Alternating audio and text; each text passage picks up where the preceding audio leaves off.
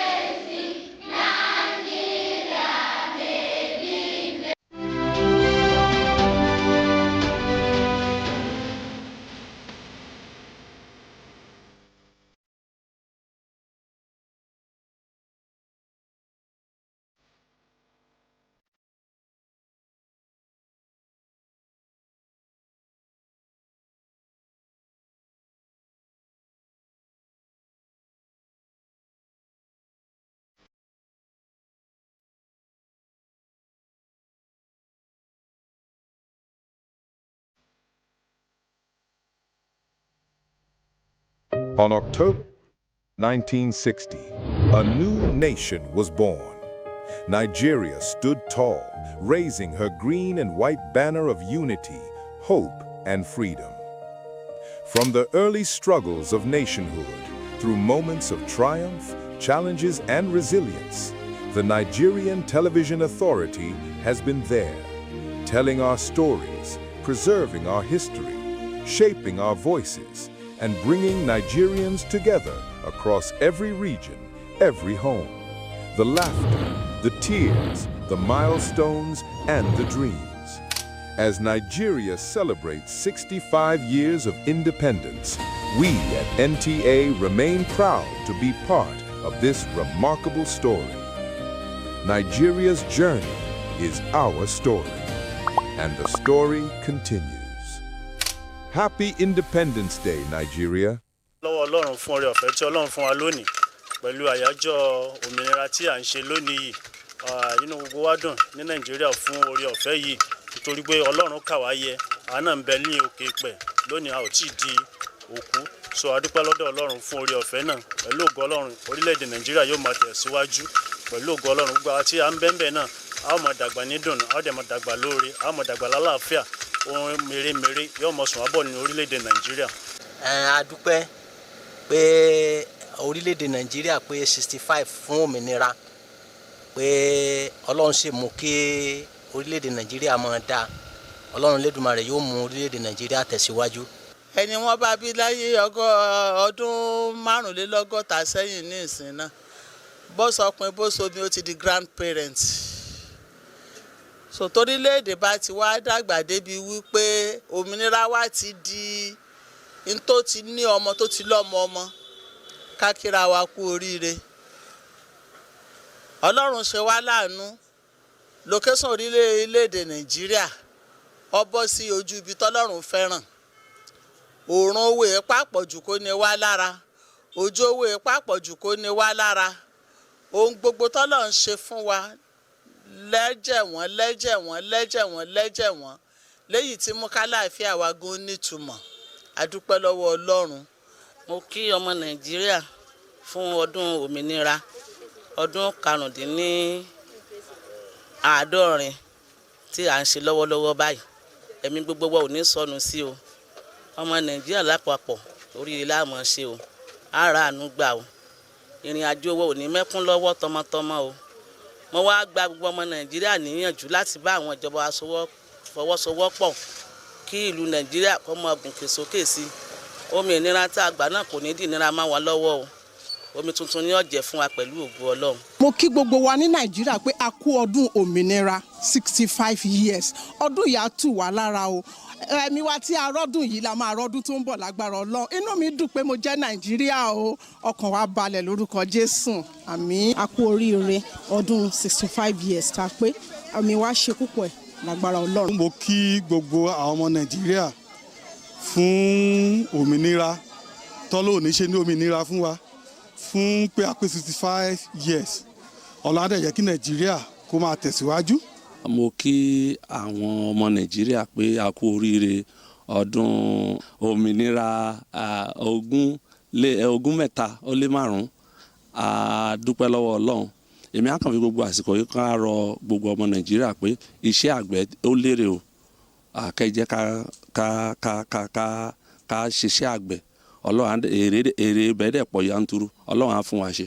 Nàìjíríà ti bá máa gbèrú a ní pẹ́ẹ́dì lágbára Ọlọ́run a máa lékún owó àlékún ọmọ àlùbáríkà ẹ̀mí gígùn máa bá wa gbé àwọn orílẹ̀-èdè wa náà kẹ̀dẹ̀ ni Ọlọ́run máa kó sún ọlọ́kàn Ọlọ́run bá ràn wọ́n lọ́wọ́ àgbèdá ò lè bá náà ọ̀rọ̀ tiwọn náà àgbèdá ò lè kàn wọ́n kò lè kà wá náà tí wọ́n ṣèjọba lé ní orí lágbára Ọlọ́run inú mi dùn inú wa dùn gbogbo àwa pátápátá tá wà lọ́jà inú wa dùn kò ń ṣe mí nìkan inú òbí wa dùn.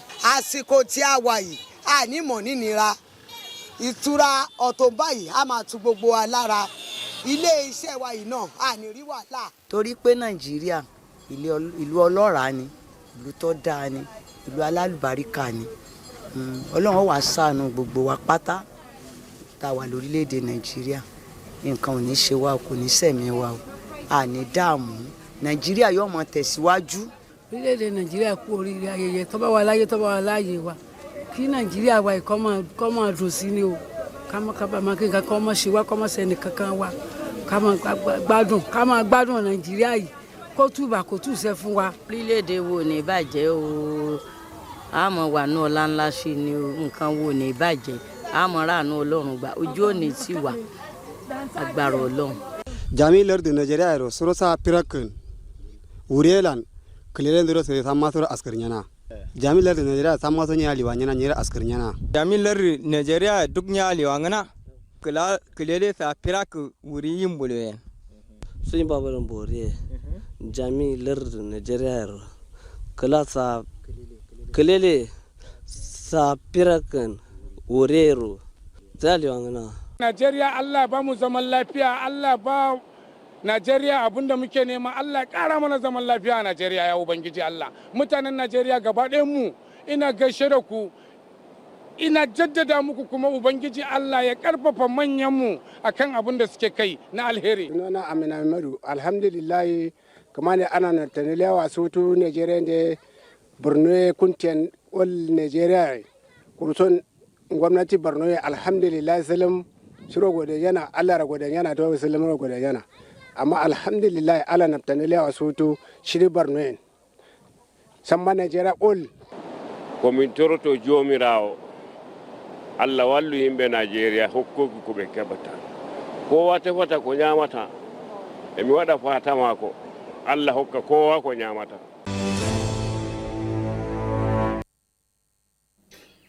Wow, a cross section of Nigerians there. I said earlier on that we are united, we are fused together, stitched together in unity, and of course we are strengthened by our diversity. And we saw that, of course, being displayed there by Nigerians from different tribes, different cultures, and of course different parts of the country, sending their greetings to Nigeria at independence. You've watched great leaders, our founding fathers, some of those who carried the weight of our collective dreams, those, of course, who stared the challenges, took decisions, and those, who were there when moments that shaped our history. Those people lived not just only in history, but also the legacy that they left behind. You also watched Nigerian women who, forged ahead despite the challenges, the struggles, and made their mark in Nigerian legislature. Like I said, they did not just live in history, they left legacies. But that legacy started at a point in time, 1914. And that's why I come back again to my panelists. Thank you for holding, yes, for your patience. But let me quickly bring in Dimbo Atia. Dimbo has just joined us. You've just, Professor Ikechukwu has upgraded. Yeah, so he's joined Fisayo over there.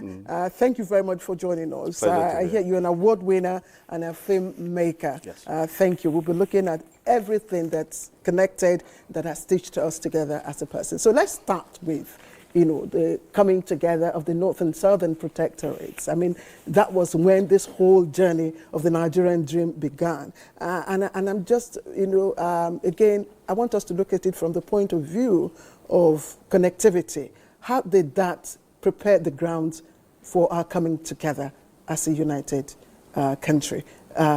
Let me start from you, Major General.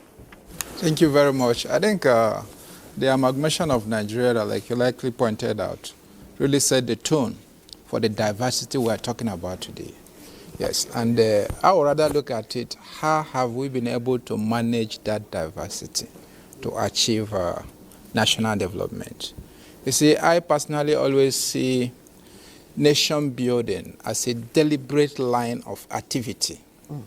Nation building is as important as building infrastructures, because until you are able to harness that unity in diversity, until every segment that makes up the Nigerian project feels that inclusiveness, then that's when you can be able to tap in from the potential from each and every part of the country. And I must say that we have done pretty well in that regard. Also, many people might not see it as such. Initially, I did talk about Nigeria still remaining a united country even after the Civil War. It's actually a huge success because so many countries don't get to fight a civil war and still retain that national outlook. And to that, I give kudos to our founding fathers who were able to manage those critical challenges. Currently, we still have challenges in several parts of the countries. In the northwest, we have banditry. In the northeast, terrorism. Southeast, we still have IPOB. But I strongly believe that the way our founding fathers managed the Civil War and ensured that we remained one indivisible entity, that Nigeria will still come out stronger to win the current challenges we have and ensure that we remain one united country. Major General Ono Majoro, thank you for your contribution. Cynthia, I mean, today we take pride, in being the giant of Africa, whether you like it or not. Our demography speaks for itself. At the recent UNGA, we saw how Vice President Shetima also, stood tall in his statement on behalf of Nigeria and indeed Africa. But it started with the coming together of these two great protectorates. Yeah. If it weren't that, probably there wouldn't be a giant of Africa. Yes, they said, like was said earlier, any part of the world you go to that you don't find in Nigeria, you should know that there's something wrong. And this is a blessed and beautiful and bold nation. And I say bold because you talked about the numbers. In 1960 alone, we were about 45 million. Today, we're 236 plus, approximately, million citizens. And it began from 1914. As a lawyer, I'd always say you need to understand a country's history. You need to look at the journey of the Constitution. And so the 1914 Constitution was... yeah, jumping the gun.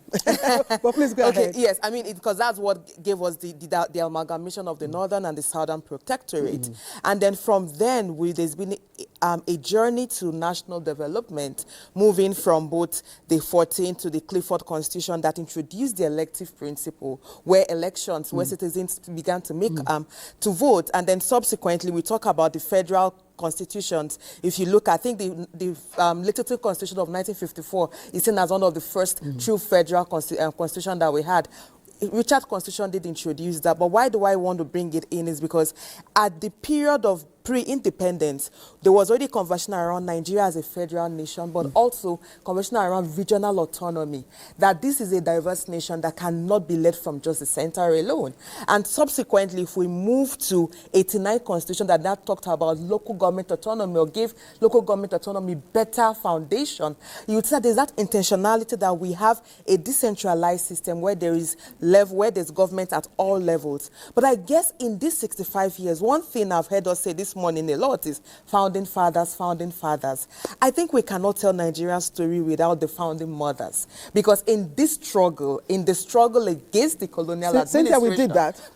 You were the only, in fact, actually, yes, Claire, it was that. only the video than you that actually mentioned it, but a lot of the conversation has focused a lot, and not just, and I think when the president gave his speech, I was glad he mentioned the names. I'm like, okay, this is a shift. We need to make this the norm, because we had the likes of, the Funmilayo Ransom Kuti, the Margaret Epozi. I mean, Gambo Sawaba was 17 when she was fighting against colonial masters. If I allow you, Cynthia. I would not, but just to make the point here, but okay. I think what is important is we had the founding fathers and mothers, but that our constitutional history from 1914 is the whole idea of building a nation where a united people devise a system of government that works for them and where every voice matters in representation and in how policies are decided and developed. And I think that is the journey of Nigeria, but we need to begin to perfect that at 65. We can no longer make excuses. Yes, I'm actually interrupting you so that we'll have enough time to deepen those, conversation in those areas. That's why I'm just trying to make our conversation on any question quite brief. Comrade. Yeah. No, I'm going to pose my question. Yes, I'm going to pose my question because in the thinking of the British then, it was see everything we are doing for them was from the administrative perspective. It was from the economic perspective. They'd realized that, look, if we did this way, it would be more expensive for us. It would be more difficult to administer. It would be, everything really. So from that wisdom, I just wanted to, probably evaluate for us. How did that, provide a platform for our cultural, integration, cultural exchanges? Well, I think the amalgamation of 1914 was transactional to a very large extent to the colonial masters. The trade unions outlived that 1914. By 1912, you already have the Civil Service Union of Nigeria agitating, fighting the colonial masters. Now, they now felt that for business, especially for the UAC, to triumph, there is need for you to coordinate the North and South. And that was why they created that move. It wasn't in their own interest. In fact, their purpose wasn't for us to have a united Nigeria. That's why I said for them, it was for economic purposes, it was for administration. Yeah, and I'm saying, did it pave the way for us? I'm working towards that. Okay. So that division they created, we have been battling as a nation to close in towards it. And if you watch 1914 to 1960, you discover that there was a lot of fight for us to gain independence. So if their aim was actually to bring us together as a nation, independent Nigeria could have appeared before 1960. So they brought us here for administrative convenience and for transaction of their business. And now our people now gain some consciousness, especially after the Second World War, around 1945. That was when the real fight started. Even the Kola strike in the country by Michael Imodo and others now gave them a tough time before we now came to 1960. Now, between that 1960, you're delving away from my question. What is that question? Yeah, I'm just asking you that singular, act Because I remember a line from Bongozikwe, nothing good comes easy. Yeah, go ahead. Yes. That singular act, is there any positivity for us in terms of cultural exchanges, north and south, east, west? You know? See, yes. But before that time, Nigerians were already living together. If you look at 1904, when you were told Azikiwe was born in Zungeru, you know, that means Nigerians were walking all over and they were united, sharing their cultural values. You know, but what I'm saying is that amalgamation was for their own cultural, you know, for their own economic interests. And then we had almost the best of Nigerians fighting them. Put side by side, whether Azikiwe or even the Mbu or any of those ministers. Test them with current ministers. Test them whatever. You discover that we have some of the best brains. So Nigerians have fought, you know, to retain their identity. Not because the white wanted them to be united. Okay. Kamre, thank you. Thank you. I don't know if Dimbo, because today, I mean, the entertainment world, it's Nigeria is Nollywood, you know, movie and all that is all over the country. And, you know, do you see a nexus in what happened then and now? Well, to be honest, I think that one of the concerns, and even listening to what Comrade has said, is the fact that what was our national message, you know, from the amalgamation? If you, because they rightly said it, it was almost like there was suddenly a clear identity of North and South. We were forced to realize that we were North and we were South, and that kind of brought some sort of decentralization of the message that should have been, we are all one. And so I guess our problem started from there, where we started realizing the fact that we're different, because we were told that we need to come together. And he actually said, with a good example where Zeke was born in Zengeru, and if you check it, you find out there were a lot of, you know, Nigerians living around, you know. So that started the problem. And from there, did we have a national message? I don't think so. Because for the longest time, one of the biggest problems that we have as a people is, what is our national message? What do we, when you stand up and say, I'm a Nigerian, what does it mean? Because we've never really sat down to articulate that position. Because you step out there and they ask you, Nigerian, the first thing that comes to your mind is either you're Hausa, Yoruba, you know. There is not that central. So for me, I feel like being in the creative space, you know, what we've been trying to do in the ecosystem is to see how we have that one language, we have that one saying, that thing that unites us as a people, you know, constantly telling those stories. Because if there's any industry, maybe apart from sports, where you find mini Nigeria, it will probably be behind the scene of this studio right now. I bet you there are different people from all over working in the studio right now. That happens on my set, people from all over the place. So that representation is there. And a lot of times when we come up with a message, which could be a theme, could be a song, could even be a fabric design, you know, most times we want to say, this is what our identity, we've not forgotten it. Despite the things that have happened to us, you know, we still have, I was watching somewhere and the South African kept saying, one of the things that he loves about Nigeria is that they never gave up their identity as a people. We kept it, whether it's our fabric, whether it's our fashion, whether it's our music, our whatever it is, we've been able to. So as we move on 65 years going forward, I think that we must be deliberate about what our national message is. Thank you. Yeah. Thank you, Dimbo. Thank you for your contribution. His Royal Highness, the Amayinabo of Tuan who is joining us live from our Port Harcourt studio, has been waiting. Your Highness, thank you very much. And you have been, of course, around since the post-colonial days. You've seen, you know, the emergence of Nigeria for yourself and the evolution of our constitution. And in what ways do you think that this has broadened their political participation now?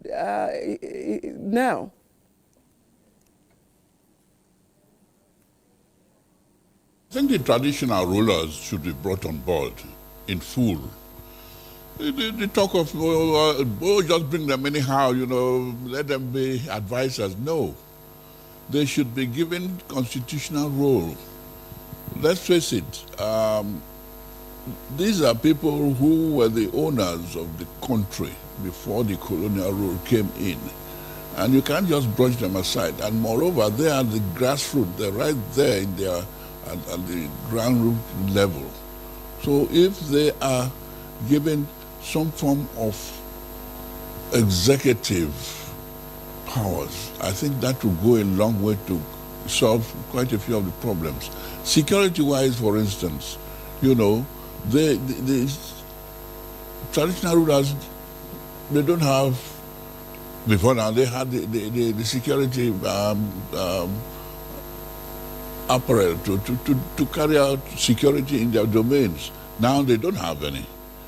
So we really should give them something positive which they can now use to contain kingdom by kingdom, and that will become an overall security for the country.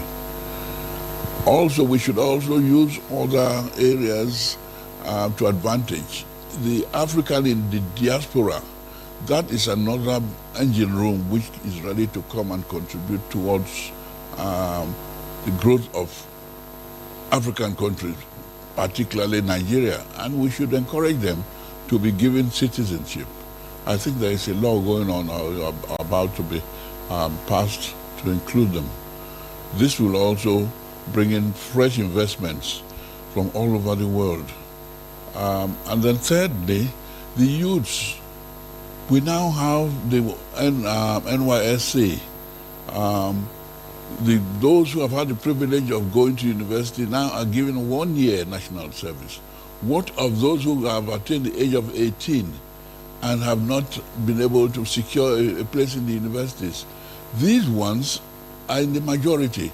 And I think here that we should have a 1 year military service for all young people who attain the age of 18, like most advanced countries do.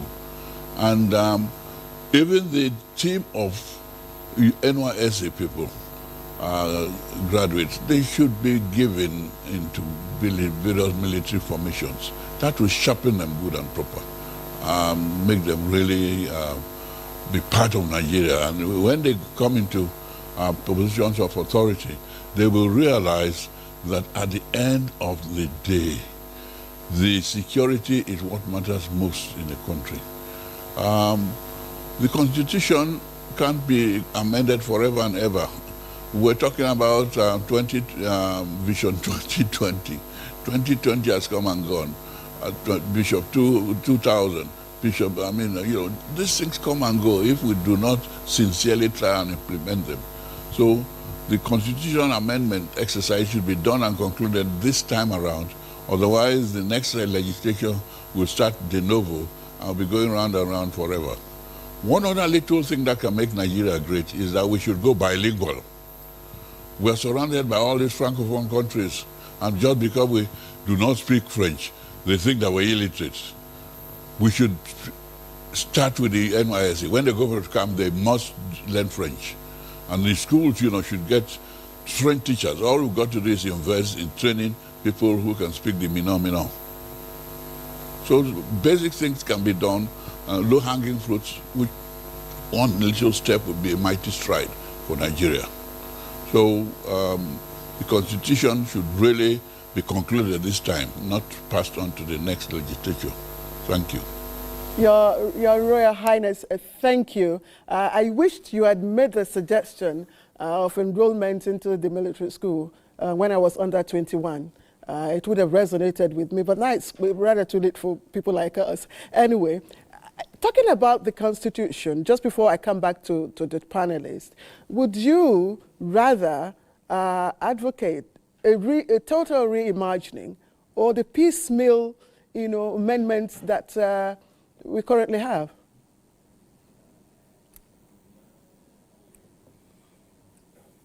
All right, I didn't quite get you. The Constitutional amendment, as yes. far as I'm concerned. Okay. Okay, Your Royal Highness, let me put the question again. I'm wondering if you would advocate a total reimagining of the Constitution or allow the piecemeal amendments. And by the way, I also know that there are, you know, moves to get the traditional stool have a place in our Constitution.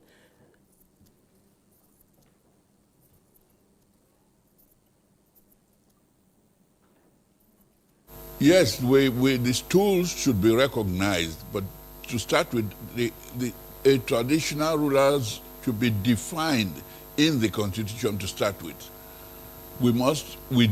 At the moment now, with our present constitution, we do not exist. We are like non-entities, and that is very, very shabby. We must be defined as persons who are the traditional rulers and keeper of the conscience of the nation. These are basic things. You see, Nigeria half the time we do things half and half. We have a road safety corps, very nice. What of the waterway safety corps? Don't we have a lot of waterways? You know? And like I said earlier, you have 8 local governments in Bayelsa. How can you have only 8 local governments? Is that the average? Some of these things should be addressed and corrected. Otherwise, it is lopsided.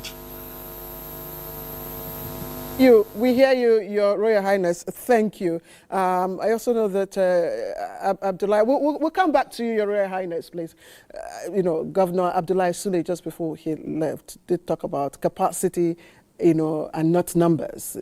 You can have 8, you can have 13, but it's your capacity to actually develop and grow that matters. But let's talk about the Constitution. And let's begin with the 1962 Clifford Constitution.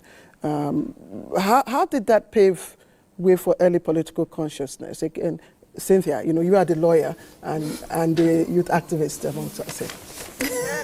Okay, I'm above the youth age, so I don't call myself a youth anymore. Well, you look youthful. Yes, thanks, because our national youth policy defines youth as 29 and below. Yeah. But if you talk about the Constitution, and you talk about the 1922 Clifford Constitution, I guess one of the selling points of that Constitution was introducing the elective principle and the legislative councils. And the idea was to have representation of the people. And because there was a lot of agitation at the time for self-governance and representation in decisions making.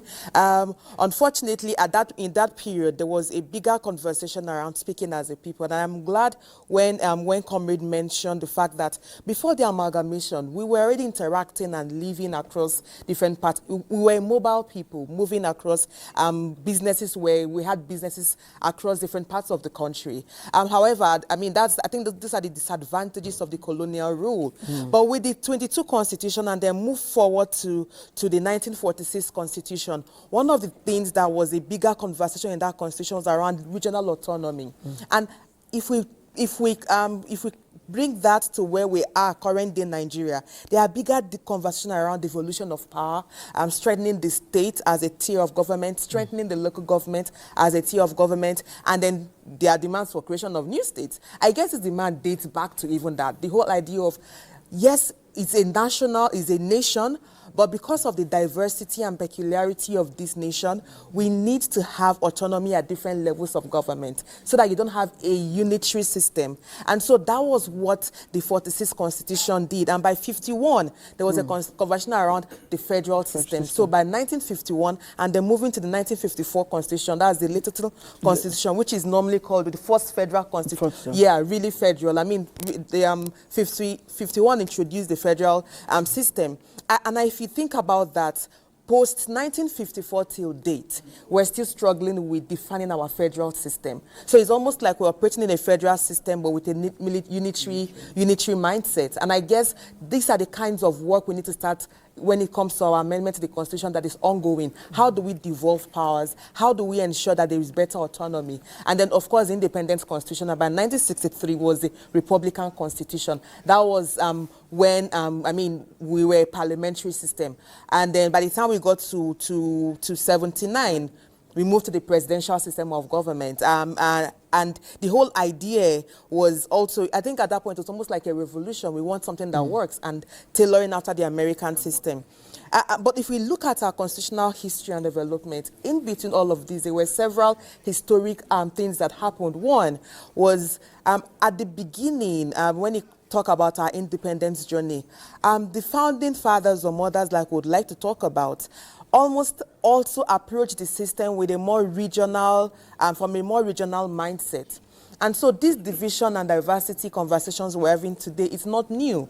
It dates back to our history and the journey. But there's nothing really wrong with that, because at the end, we all have our unique identities. I guess the bigger question is, how do we build a national identity that recognizes our unique peculiarities but preaches the message of one, of a nation?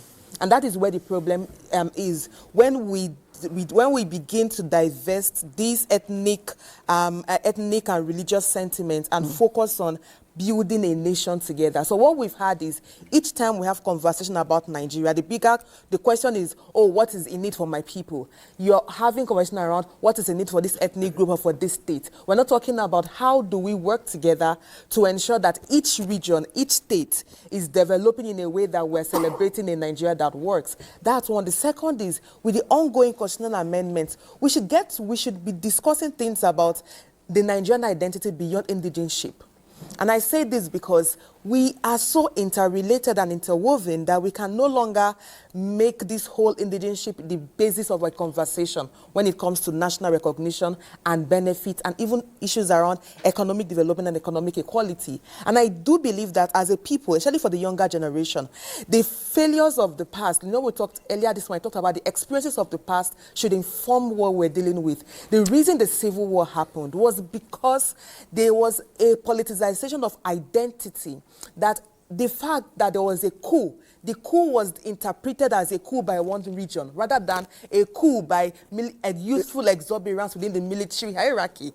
And so that identity conversation has become a major challenge, that when things happen, rather than dealing with the question or the issue, we begin to blame, we begin to invest in the blame game rather than solving the problem. Unfortunately, that is,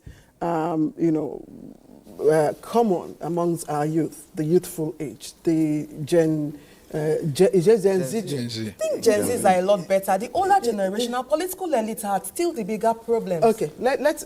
Yes. I want to bring in Major General into our conversation, and earlier on, Elizabeth Agbayi, spoke glowingly about the cake, that we shared. And by the way, I have mine here. I don't know if you still have some. If you all, after okay, thank you, thank you. So, the cake came in, green and white colors. Very reflective of Nigeria. The colors are there. The sugar. Fisaya wanted to know if it had sugar. I'm sure he would have found out by now that it had good sugar. And everyone wanted a slice of this cake. Unfortunately, it is that very fact that every Nigerian wants to have a bite of the national cake that has brought us this far. And I'm wondering, beyond securing our territory, is there any other thing that the military can also do to help secure, interest, citizens, confidence, citizens' interest and prosperity? Yes. I think first I would like to restate again that from my perspective, the Nigerian project is well and alive. And somebody did make a clear difference between the age of a country in terms of development and the age of an individual nation. Yes. So if you say Nigeria is 65, when you compare it to other developed countries, you can see that we are still relatively young. But yes, we shouldn't wait to reinvent the wheel. I agree that we should tap into what is already established to be able to jumpstart. And relatively, we've been able to do that. Yeah, the military is, apart from securing the country, which is our key mandate, it's also involved in so many other activities. And it might interest you to know that when you leave the confines of the developed towns and cities, the military does a lot, from education to medical to civic in the villages. Where you have a battalion, for instance, in a village, a good number of the local community attend the command secondary schools in the barrack. I attended Army Children's School. Good. They attend to the medical facilities in the barrack. The local battalion there does bridge reconstruction, culvert, even provision of water. But beyond the barracks, we're Yes. looking at beyond the barracks. Yes. In conflict-prone areas, how do you deepen your connection to the people?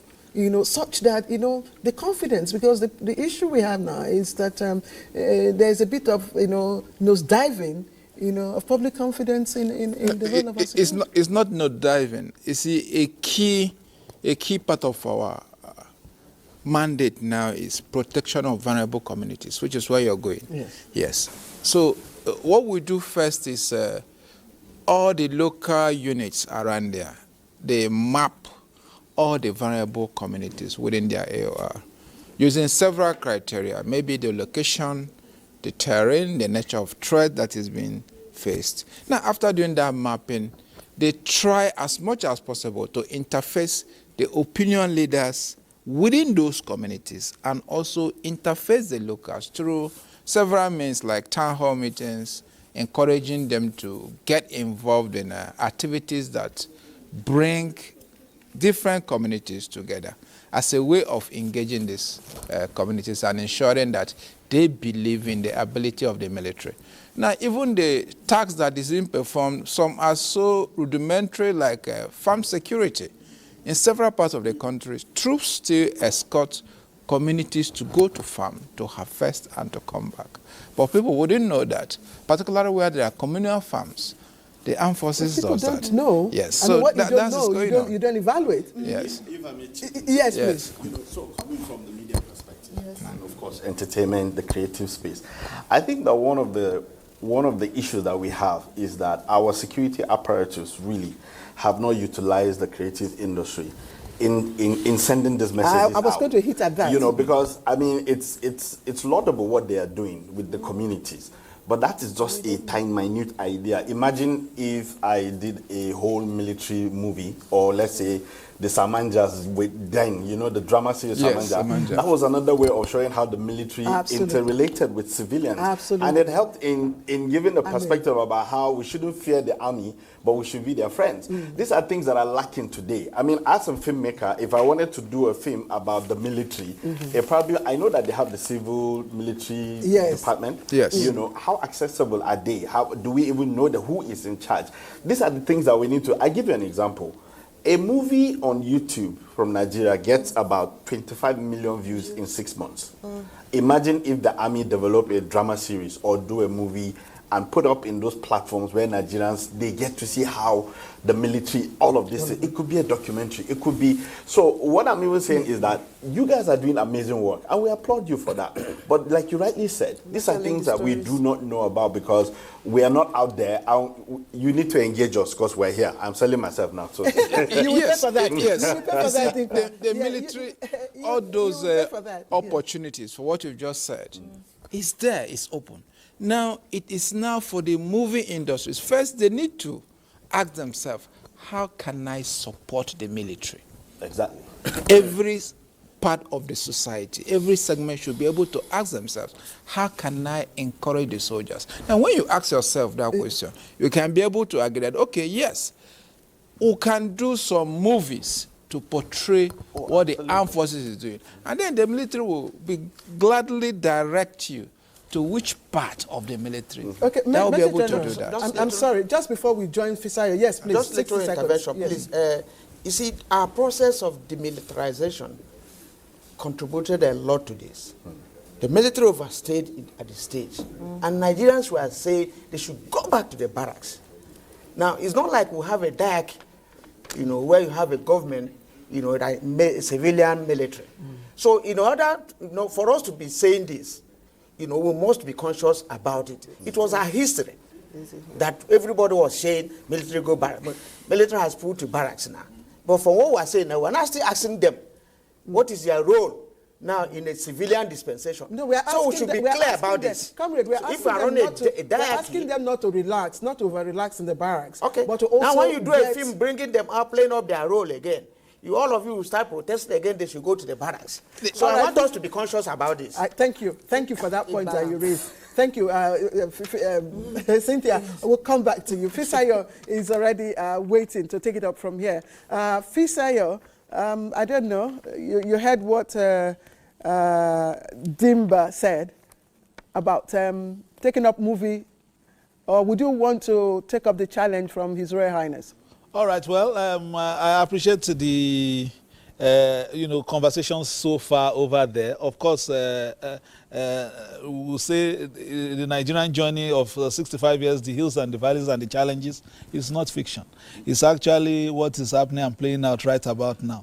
So we must confront it frontally. Prof is here. Prof, let's, you have heard what robust conversation, even from Port Harcourt, it has been an issue of what can we do better? In the junctions that we have seen in different administrative cycles, sometimes we took the wrong step, and perhaps that has slowed our journey to progress and the dreams of the founders of the nation, that struggle. Now, you've heard for people perhaps who lived at the time, and some of us who, read those things play out, from the pages of history books. But today, there is an opportunity for those who are here. How do we begin to retrace our steps in terms of some of the missteps we have taken, so that the disillusionment that seemed to have echoed a little bit from Cynthia's submission in terms of nationhood, perhaps for the younger generation as well, who feel a bit, there is a disconnect between them and, the system in general. How do we begin to get their buy-in in the Nigerian project? Well, first, if we are speaking of retracing our steps, we must find out which steps are wrong so that we don't retrace the good ones as well. I'll come to Cynthia's point, but I'd like to begin, from the tail of the conversation from Claire's team. And by making a few, if you like, declarative statements, they can be contested later.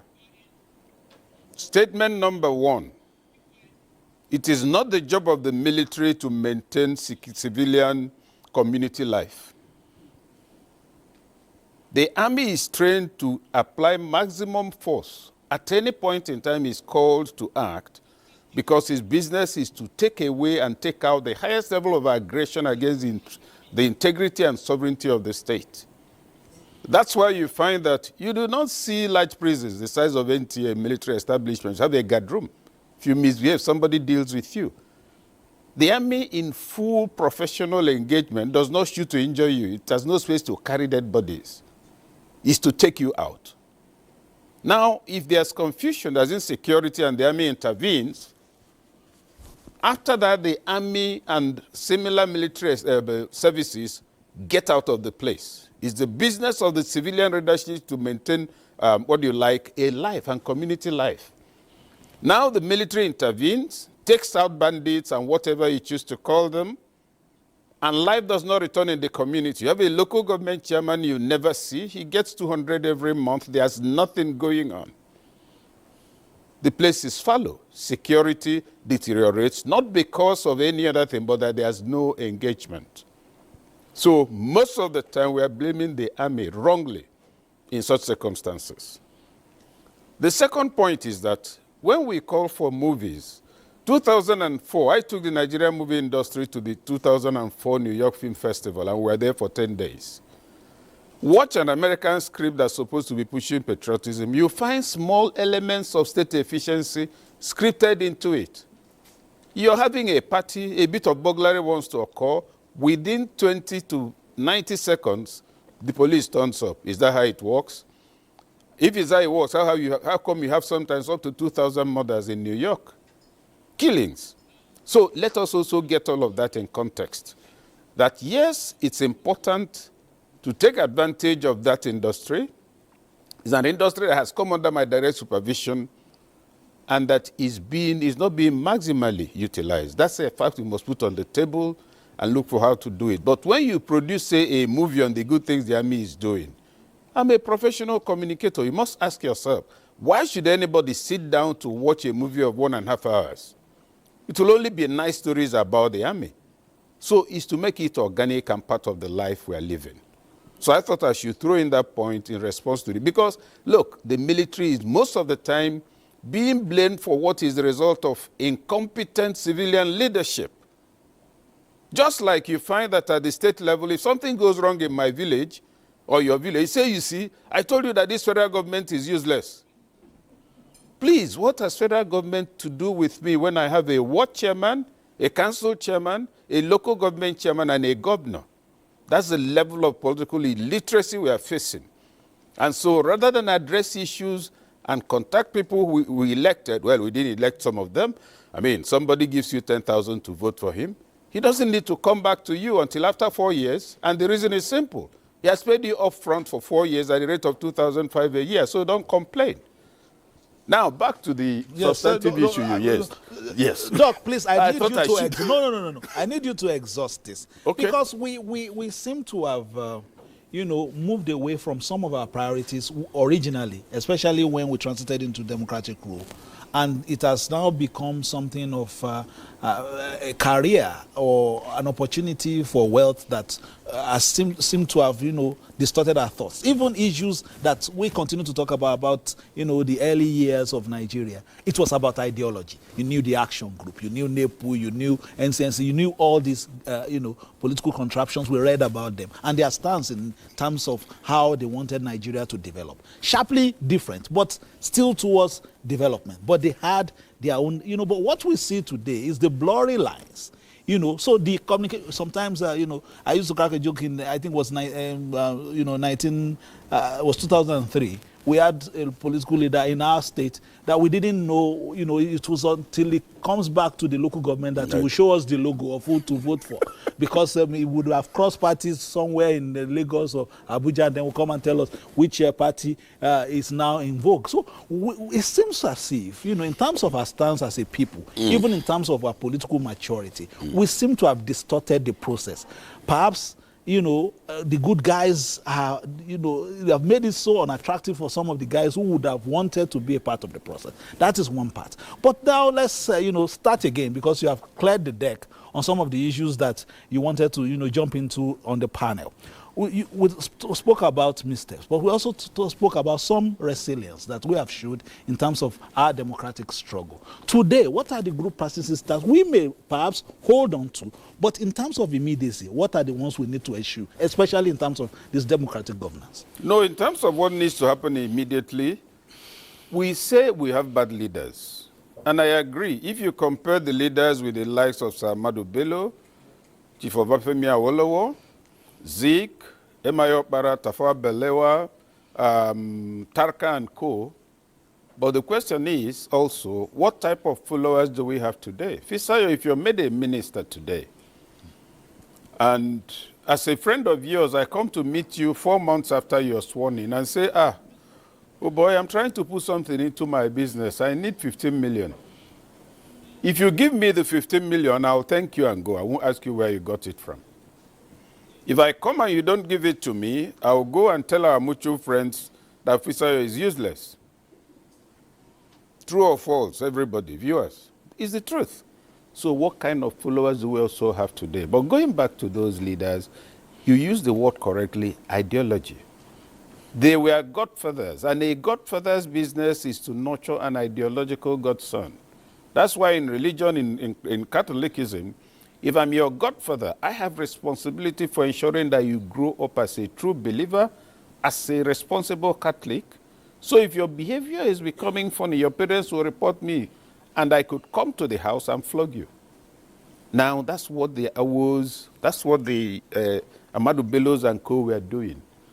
This young man, he looks dependable. Let's watch him closely. Probably in the next 5 or 6 years, he will be the party secretary. So that's the same godfatherism. To produce those who retain the trajectory of goodness about leadership, if we discover he lacks personal discipline, we downgrade him. If we discover he doesn't manage resources well, we downgrade him. If we discover he drinks too much, we downgrade him. Today, we still have godfathers, but what you have actually are people who have held public office and who replace themselves with others, so that those they've put in place, they will use the hand of their new people to be stealing from the common till. That's all. So what are the things that need to change? Values reorientation. And when I say values orientation, I'm not talking about the preachment where you come on TV, people will dress green, white, green, and wave flags. That's the external expression of patriotism. The internal expression is the existence of structures that give you incentive to act well. Now, begin with the political parties. And I like the expression you used at the early part of you when you wanted to ask you. You said blurring of lines. If today there's rigging of elections, we blame INEC, we blame the army, we blame the police and DSS. It is not the job of INEC to secure an electoral space. INEC is to ensure that materials for elections take place. Service providers for this include the military, the security agencies, and more importantly, the local communities. That's number one. Number two, at the level of political education, it's the job of political parties to educate their members. You gave the example of when you go, it was on the day of voting. So these were really not party members, they are procured voters. What point am I making? And I've made this before, and I've had course in the past to develop this as a program to be executed by a political party. Every political party should endeavor that it has a rally at least once every quarter in different local governments. That is where members meet. That's where they know their local government chairman. That's where they meet. You even make provision for them to do a little stealing, if you like that mischievous expression. Organize, okay, for this, you are going to have 4. So 6 local governments together in one location. Now, that is political education. So when I'm speaking of reorientation, that's the sort of thing I mean. That to have a party means to get members, believers in a certain ideology, who will then become the check when you get into office. We voted, what is this one? This is not what we agreed. Now, that's not happening. So whereas we can blame those in power, we can blame Tinubu, we can blame any governor, anybody we like, the foundational material for creating social stability, political literacy, and leadership efficiency will keep going under. The final note on that is that we are talking about fighting corruption. There's nothing wrong with it. We are talking about good leadership. That's very good. But the point is, we forget that the most central element to public administration and leadership is service delivery. Service delivery. Here is a cup. It carries NTA logo. It's a tea cup. I've made a wonderful cup for you, and I say, oh, if he wants to drink tea, this is the best cup in this world. I didn't provide any tea. So we are celebrating infrastructure rather than service delivery. And when I speak of infrastructure, most of the time is actually funding. Oh, do you know that my state governor spent so and so amount on this and that? I'm not asking you how much he spent. What's the impact on lives? So you see that the whole mental network has to be completely reconfigured for leadership. So the challenges are diverse. At the immediate level, and I'm trying to take as many issues as quickly as possible. Somebody mentioned Nigeria Youth Council. Yes. When people who are between 35 and 45, some of them 50, are the leaders of youth, then they must be descended from Methuselah. When we speak of youth, and the youths, those who are making the most noise about it, do not make a distinction between ideological age and biological age. I may be 25, but more of a rogue than those who are holding Nigeria down. That distinction is important. I may be 70, yet I'm mentally young enough to be up to speed on everything going on now, and that's in the interest of this generation. That's also not happening. So I also believe at the level of young people, there has to be some degree of self-education and wider enlightenment, particularly among those who say they're activists and who are relatively younger biologically. To know that it is not correct to say that it's their turn. It is correct to say that it is their turn, the turn of those among them who are competent to lead, who understand 21st century standards of leadership and who are committed to driving it. That way they will begin even among themselves to do some winnowing. Those are the issues on the table. And finally, to cap up this question, for another I think you're ready to ask, the question of amalgamation 1914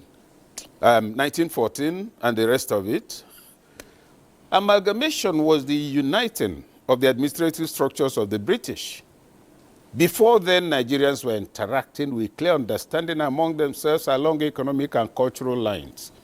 The only time a conflict arose, one of the few times conflict arose between quote-unquote North and South, if you remember the Shagamu, Kola Nut was bought from the southwest. But when some people indicated interest in also owning trees, instead of just buying it, there was trouble.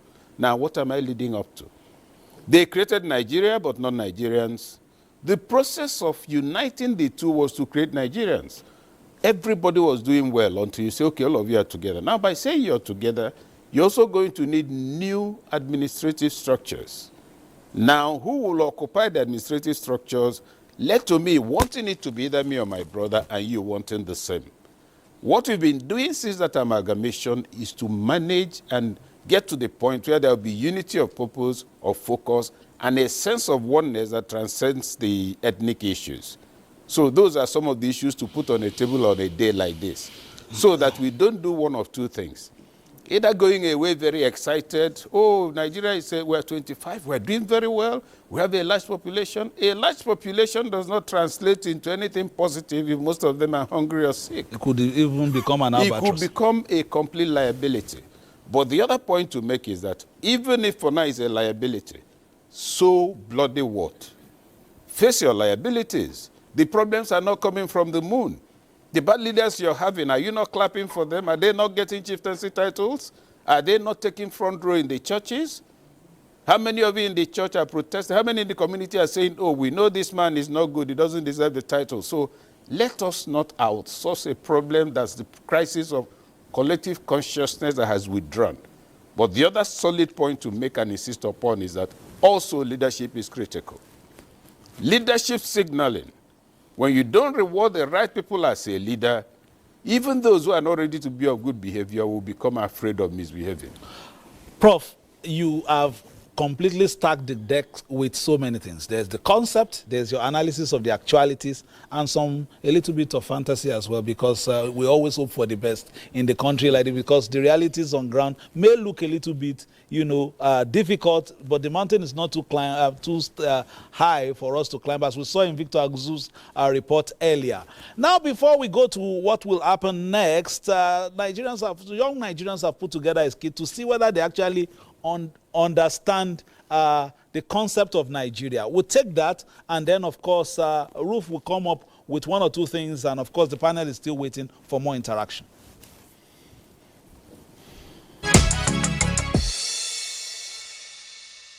Nigeria's coat of arms features two animals. What are they? Horses and eagle. Even blind man. Horse even and blind man is eagle. supposed to know that. Yes, horse and eagle. Why did you rush? I know it too. It's not as if I don't know it. Final answer. Yes, final answer. Nigeria's Independence Day parade was held in the 1960s at the race course. What is that place called today? Eagle Square. Is it what? Eagle Square. Huh. National Stadium, Lagos. Good. Which Nigerian woman was the first to drive a car in the country? Miss Fumilayo Ransom Kuti. I wanted to say Tinubu's wife. What? Wait, but I think that is Fela Kuti's wife, Abi. Go and ask your grandfather. Which Nigerian city was the federal capital before Abuja? Cross River. Calabar. Answer is Lagos. Jesus, wait, after Lagos was Abuja. Oh my God! Wow! Oh, yes! It's so Calabar before Lagos. Explain, because no evidence. Nigeria switched its national currency from pounds to naira in which year? 1960. 1968, because this person was still, Elizabeth was still head of state in, 1963. Thank you.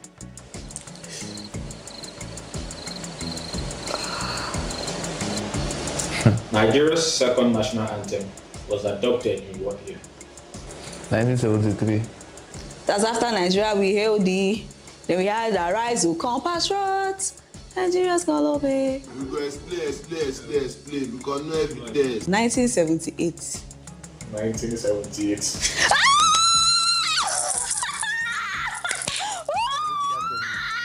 Who was Nigeria's first senior president? Nnamdi Azikiwe. Superstar. The guy won't be superstar. Fast. I think it was Tafawa Balewa. No, during the independence. No, ceremonial president, yes. That's Nnamdi Azikiwe. Nnamdi Azikiwe. Nnamdi Azikiwe is correct. I got you. Okay, you are addressing my behalf. Okay. Clapper for Jesus. Clapper for Jesus. Yeah, the Nigeria switched from left hand to right hand driving. 1979. Final answer. Yes. 1980. You get it? 1972. Oh! Jesus! Go. Why can't we just...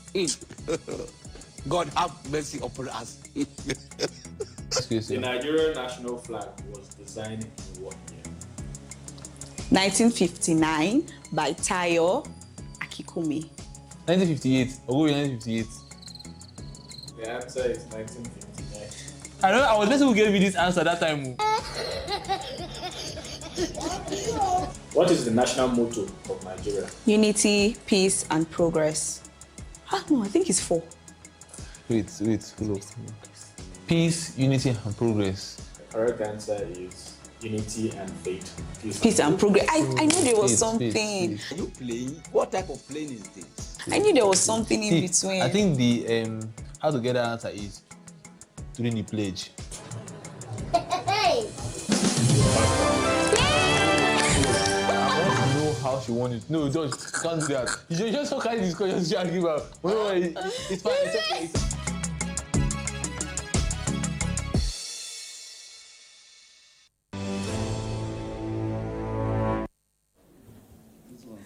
Okay, so the Gen Zs in the town hall session are also having a good laugh.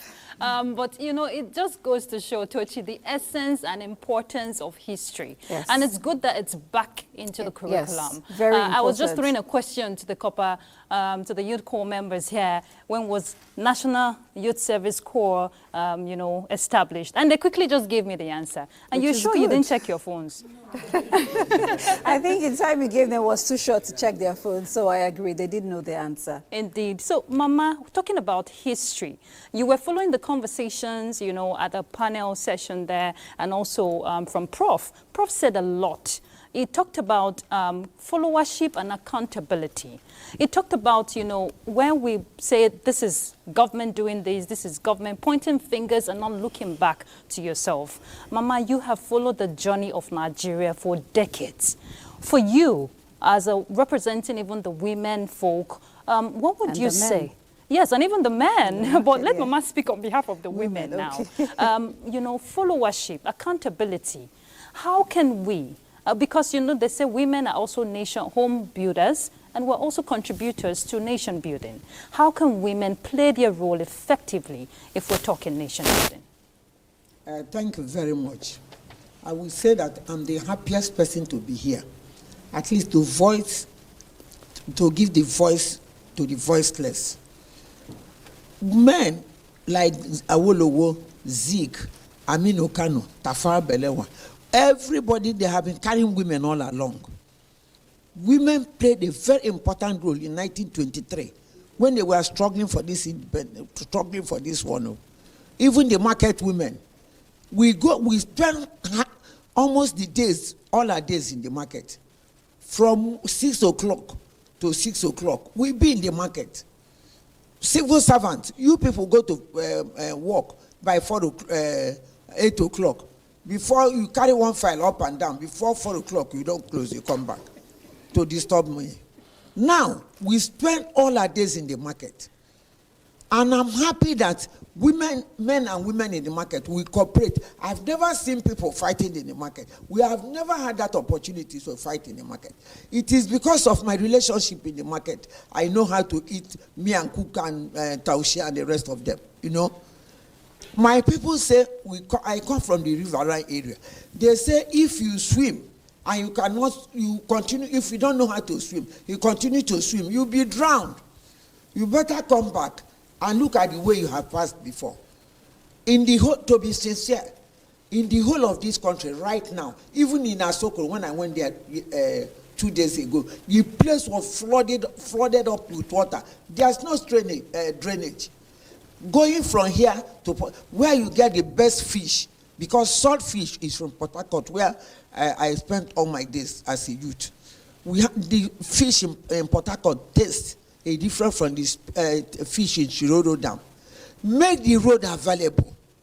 Let them make the road. I thank this Minister of Omea. Yes, he's going around trying to put the roads in order. Let them put the roads in order. And let them leave this catching people. For example, during the Second World War, my experience, we trekked from Uchukpo. I was born at Otobi, July 22nd, 1935. We trekked from Otobi to Port Harcourt 4 years. Any town we reach, they will say, oh, welcome, these people are on transit. They will give us food, we eat, and be happy, we rest. But now you cannot do that. Make mistake and go to market, you'll be eating as a fish or a chicken. And moreover, market people should be, when you are struggling for independence, you use them like Margaret Ebo. You are showing them, I saw them here. They fought for this independence. But now, not even one woman, 4 women in the Senate, and women are sitting down. Cooperate with yourself, agree with yourself, and move the way forward. How can you have only 4 women in the Senate? And you want me to close my mouth? Now, I'm happy that we are in the market. We have not had the opportunity to quarrel. Just make things easy for us. When I came to this town, we were going to this Mongonu in Boronu to buy fish. You dare not near the road now. When I went to Mongonu, I was even planning to build a guest house there so that or where people can. When I went with Magaji, Mama Chinibu, when we are trying to mobilize all the women in Nigeria, because myself and Haji Magaji, may her soul rest in peace, we went to all the states in Nigeria mobilizing people. When we got there, people were sleeping in their car, big lorries. They were sleeping in the car, in their big lorry. And they bathing. How can you think that somebody who sleep in the car, in the big lorry for 3 days, will be able to drive on the road and will not get accident? Make things easy for us. I didn't say you should. If you give us money, you thank God for Fidelity Bank. They have been able to give market women loan, and they pay back. Give them small road, make road available for them. They can go and buy things and come back. Okay, Mama, thank you so much. We appreciate your concern, your thoughts, because yes, women play that role. Yeah. They're very active when it comes to selection, and also they deserve a seat on the table. The advocacy is still on, Mama, and we're sure that even you will still carry your market women along to ensure. So, but of course, when we're talking legislative matters, the youths also should be carried along in inclusive government. They are children. Yeah. So, Honorable Abbas here, Mama, please, we'd like to pass the microphone to young parliamentarian here. Honorable Abbas Sukola, he has been so patient. I'm sure you've gathered a lot of thoughts.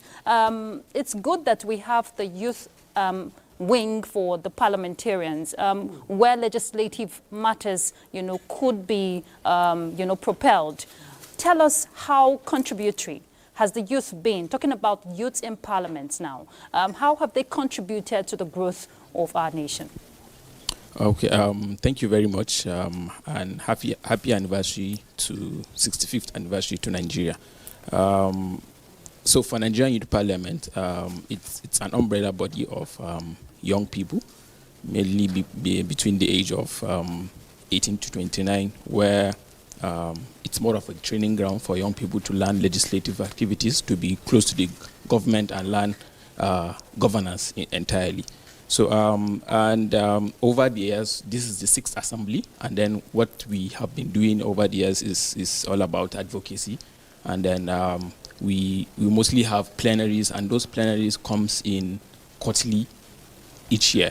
So those motions and things we propose to the government comes as an advisory solutions to the government, and these issues are mainly youth-focused issues around youth unemployment, issues around security, the tech, the creative industry.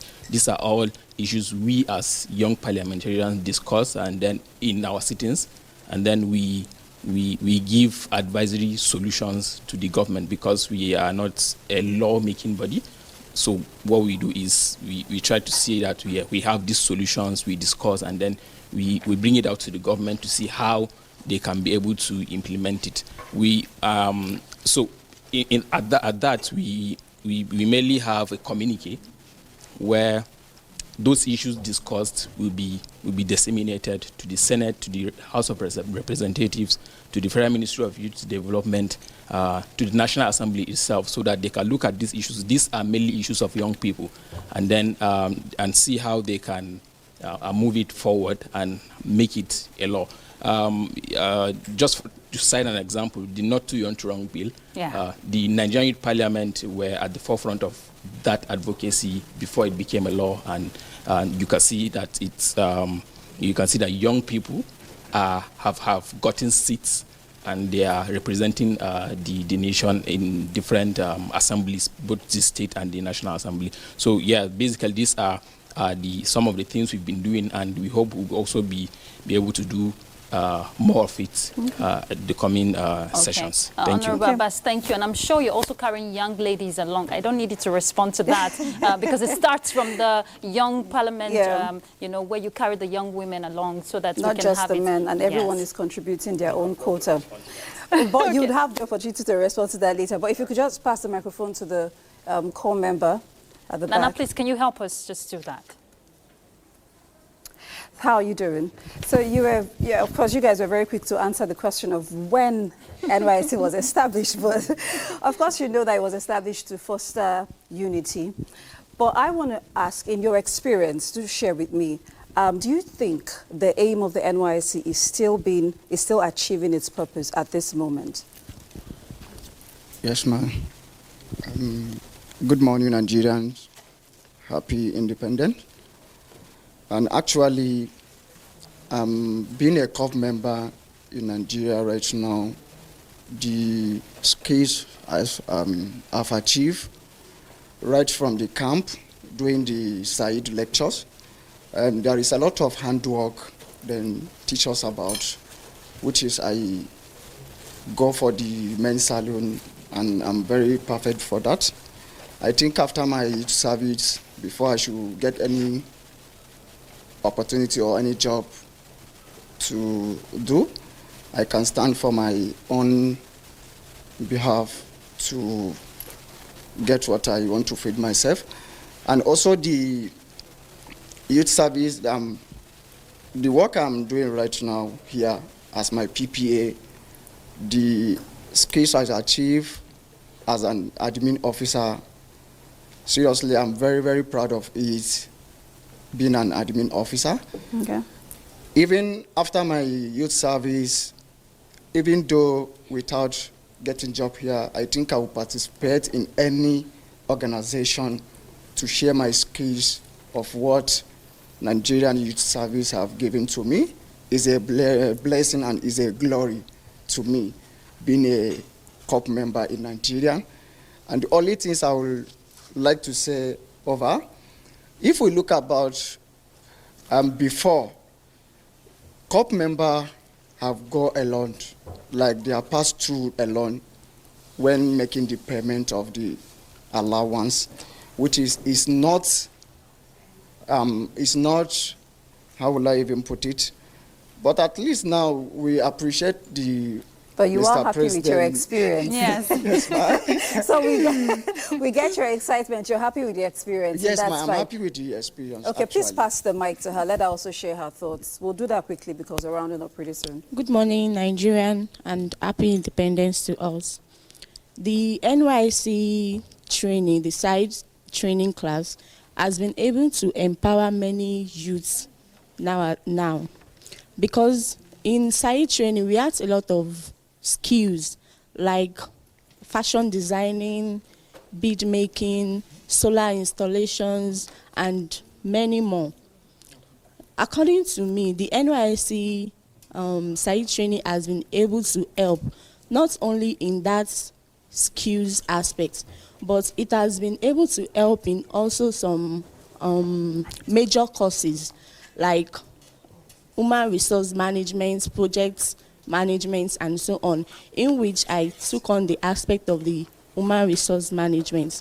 The NYC, the governments are really trying, because it has actually helped core members in ways that we are given employment, because it has reduced unemployment these days. So I actually want to thank the government, and I hope this will continue. Thank you. Okay, go ahead. Please share quickly. Share your opinion. You're a student, so please tell us. Good morning, Nigeria, and happy independence to us all. Can you take the mic closer to you? Thanks, all right, ma. As a student of Nigeria, I would say, before this, independence of 1960, many Nigerians don't have access to education. Just few Nigerians have access to education. But now, we have thousands of schools, primary, secondary, and university. That is, these current government or these our independence grant us the access to education, and we even have free educations at primary and secondary level. Okay. So I think Nigeria's government have been trying and is supporting students and encouraging our potentials, which I think with good opportunities or plenty more opportunities for Nigerian students, we were able to attain the greater height that we are looking for in Nigeria. Okay. We're able to progress in Nigeria. Okay, I want to quickly speak to Comrade, Chioma. She's the FCT chairman for Spinal Cord Injury Association of Nigeria, which is also part of the disabilities community. So earlier when Chris was talking, he spoke about a few things that your community needs that are being provided, even though more needs to be done. So what I want you to speak to me about is how much of this is getting down to the grassroots level? Because if just some sects are benefiting and the others aren't, they wouldn't know what is being done for them, and their testimonies will not be the same with yours. Yeah. So I want to know how much is being done for the... No, with all that is being done, how much of it is getting down to the grassroots level? To a very large extent, I wouldn't say it's so much. Just like what my brother earlier said, it is an evolving thing, and gradually it's been transcended to the grassroots. But due to the inconsistency, it's making it difficult for the grassroots area, because there's more concentration on the center. Like, let me take for instance, like the FCT, there's more concentration on the urban areas than the rural areas, like places like Kalmajiji. But to an extent, most organizations try to reach those areas, maybe on the area of the medical health sectors. Maybe they try to make sure that there are people going to schools, and gradually through the media too, which is not so much, but it's also getting to the grassroots. So I wouldn't say there's so much, probably like maybe these assistive devices, provision for that, it's little or nothing. But just to be on the safe side, I would just say little gets to the grassroots, but more concentration is on the center or the urban areas. Okay, Choma, I know that there's the Senior Special Assistant to the President on Special Needs and Equal Opportunities, and there's also the Commission for Persons with Disability. I want to believe you're pushing your advocacy and working in synergy with the association and the Office of the SSA. Just a yes? Give a nod? Yes, yes, okay, yes. Fantastic. Yes. So let's give Mrs. Blessing Kerry, yes. Mrs. Carey, you've been so patient. That's how market women are patient. Eh? You could stay from morning till, if market no day, you could stay like that. Still stay. Till 6 o'clock. Till 6 o'clock. So we appreciate your patience.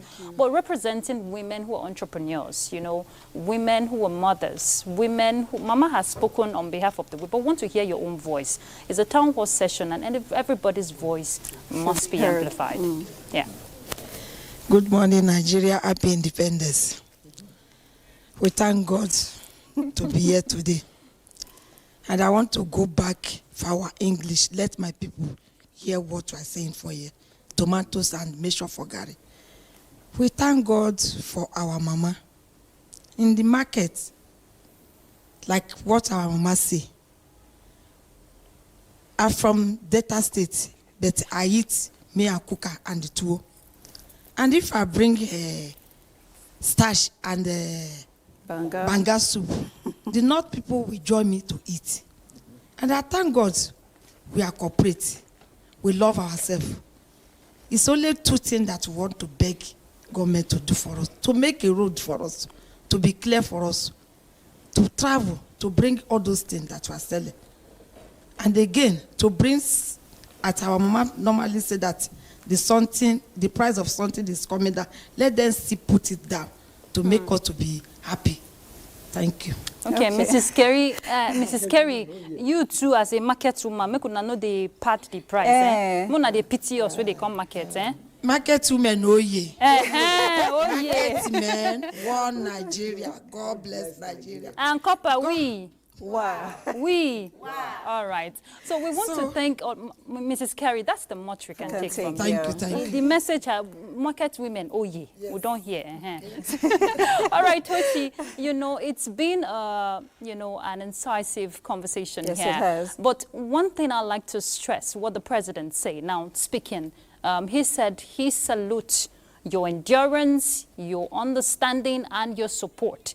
And of course, as the panel, the town hall guests have said their minds, we're ensuring that, you know, nationhood will continue to thrive, especially when we put all hands on deck for a greater Nigeria. Let's take a break. We'll be back.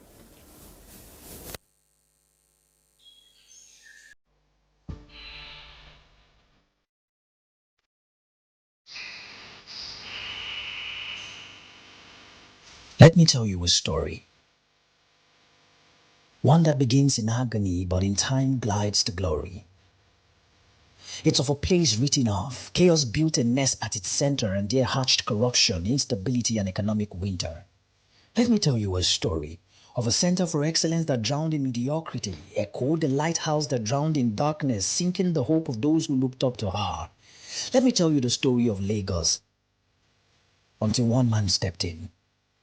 No capes on his back like the heroes, but heroes. Map in hand, he had a blueprint. No gimmicks to play, no tunes to dance. Focus on breedwood, he left nothing to chance. Let me tell you the story of a journey. From a coast shores where bright dreams wake, a leader rose for Lagos' sake. With vision sharp and hands unshaken, he built a city once forsaken. Where chaos ruled and traffic cried, he carved out roads both smooth and wide. BRT buses, dreams in flight, he gave the bustling streets their light. He took decisions no one wanted, introduced taxes people cursed, created systems people doubted, faced resistance from the loudest. But he was not alone. History bears witness. Lee Kuan Yew of Singapore, Franklin D. Roosevelt of New York, Recep Tayyip Erdogan of Istanbul all proved themselves from their locales, building legacies they later replicated nationally, so he was not alone. And today, that Lagos is unrecognizable. It works, it earns, it leads. It's Africa's second largest economy because to him, beyond the phrase, Eko Onibaje was prophecy never to be erased.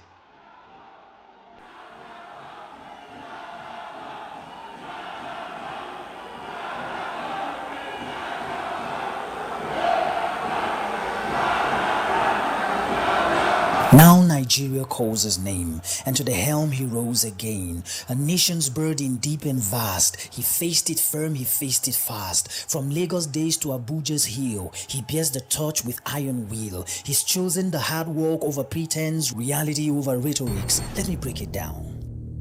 Subsidy gone. Fuel subsidy is longer drain. He cut the ties despite the pain. 4.39 trillion saved in one bold year to channel growth and make paths clear. Exchange rates unified.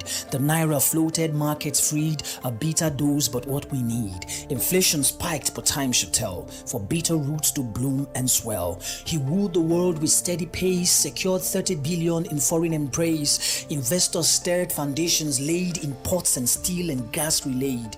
Wasteful comfort bemoaned, student loan, check. Ask our Nel Fund babies, they know. Every state now with a bigger check. Tax reforms that bears the burden of the poor, finally a society for all. 774 local governments free at last, a deviation from the shackles of the past. From rails to roads, the plans are clear, 1,000 projects drawing near. Lagos-Kano rail to cross the land and coastal highways for the north and south to bridge the gap. And now with tech reforms and startups grown, a younger Nigeria claims its own. The poorest hands is sought to lift with 75 billion naira in MSME gift. Palliative care and wage review, the foundation is shifting, our hope renewed. New commissions are rising, east, north, south. Finally, our voices are heard even in silent whispers. But the critics are loud again. They say it's too harsh, too slow, too uncertain. It's the same script with Lagos, the pounding and bad-mouthing, the criticism and loathing. But what we feel today is not failure. It's the friction of transformation. We are not collapsing, we are constructing.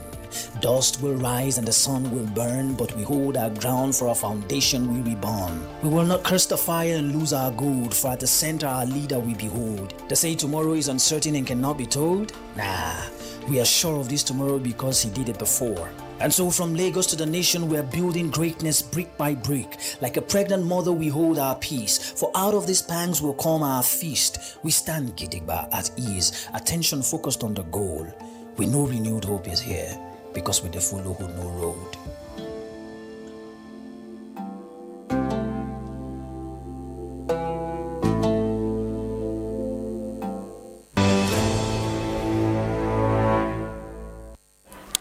All right, talking about following who know road. Tochi, I want to follow you. But I want to, we want to especially thank all our, guests here. Thank you for being so patient and being with us today. And every point that you've made today is duly noted. And Mama, we appreciate you coming all the way. Thank you for doing this for us. Thank you, our corpers. Thank you, the youth representative, and also the youth council, persons with disabilities. Thank you for representing the community very well. Tochi? Yeah, so our town hall session may be over, but of course the conversation is not over in the studio. And right now, we will be handing you over back to Clara to make the points clearer on that panel.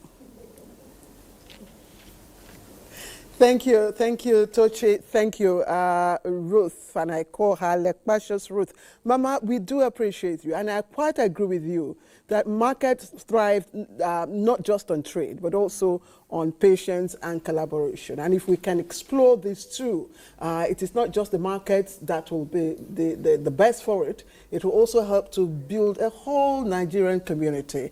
And that's where I want to, again, return to my panelists. But this time, I want to draw in the experience of Comrade Joe Ajero, who's been very quiet with us, understanding with us today.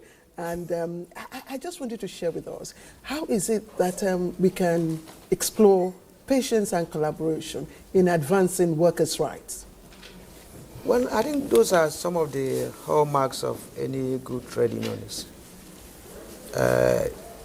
When you have to control a lot of people with various interests, some domestic, you may be meeting a worker whose family has not been able to feed for some time, or who has a domestic problem. If you are not patient with them, then there will be a problem. That patient is double. You have to be patient with even the same government, the employer. It has the greatest patience. And if you don't control that very well, by equally losing that patience some of the time, you'll be seen to have compromised. There's nothing you will say that will happen. And most employers are not known to keep agreement. So when they don't keep such agreement, and you have told your members to be patient, it bounces back to you.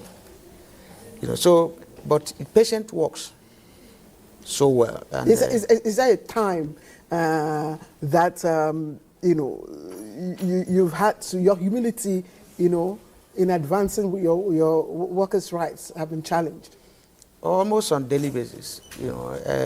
At times it's seen as weakness, you know.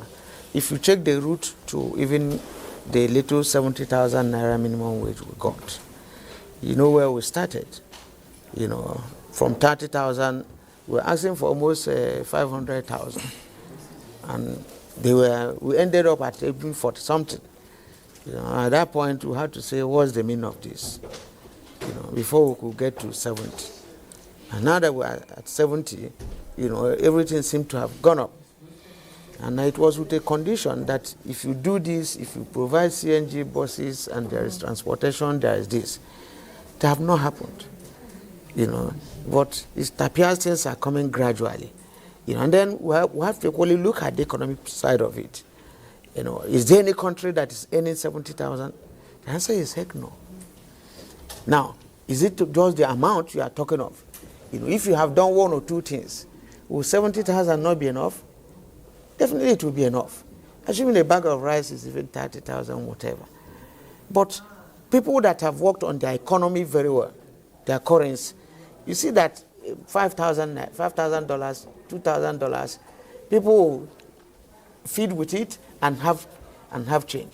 So we are still patient as of today, hoping that things will come down. Like the woman was saying, rice is coming down to 60,000. At a stage it was 1,900. So we are still waiting on these patients, you know. But in most instances, when it gets to a level that you know that they're playing on your intelligence, that patient doesn't work most of the time. What quickly, sorry, I'm sorry. No, it's I'm okay. very sorry. What advice would you give? Now, I mean, you are out, you're not the president anymore.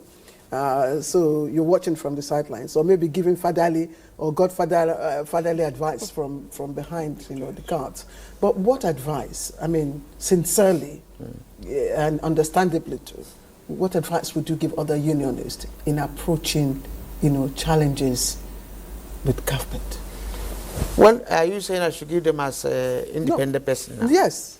Okay. You. As a Nigerian. As a Nigerian who understands the scenario. Yeah. You've been there, you are out there, you've seen the two sides, you know. No, I'm still there. Yeah, okay. I'm still there. Okay. Well, I have all my, it's like all my adult years, I have been in unionism.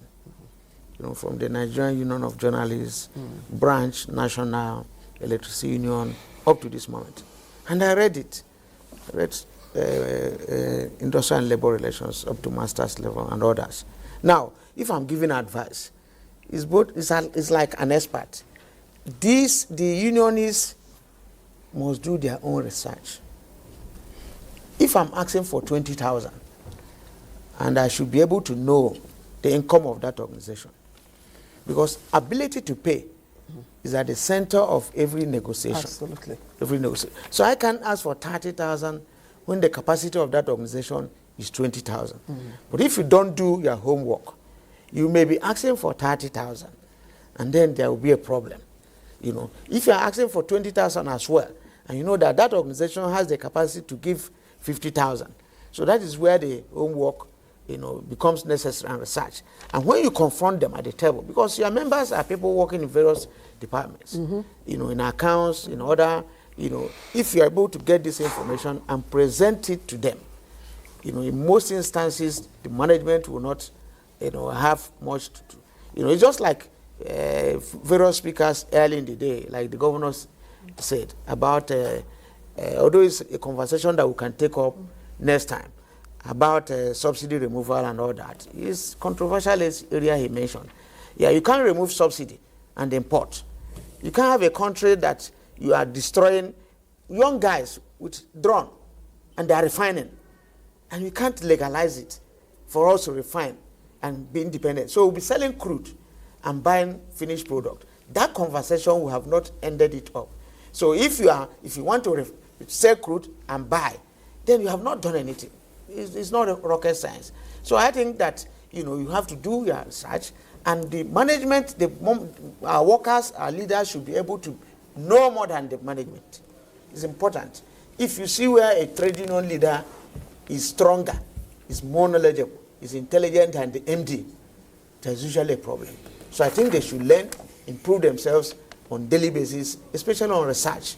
Absolutely. Thank you, comrade. Thank you. You've spoken like a comrade. But let me, before I come back to Cynthia, Dimbo, and the General, permits me to bring in once more His Royal Highness, Alfred J.T. Smith, that's the King of Twabra, in our Port Harcourt studio. Your Royal Highness, just a quick one now. If you look back at your years in the public service, what aspect of leadership and public trust do you think is relevant, today with us?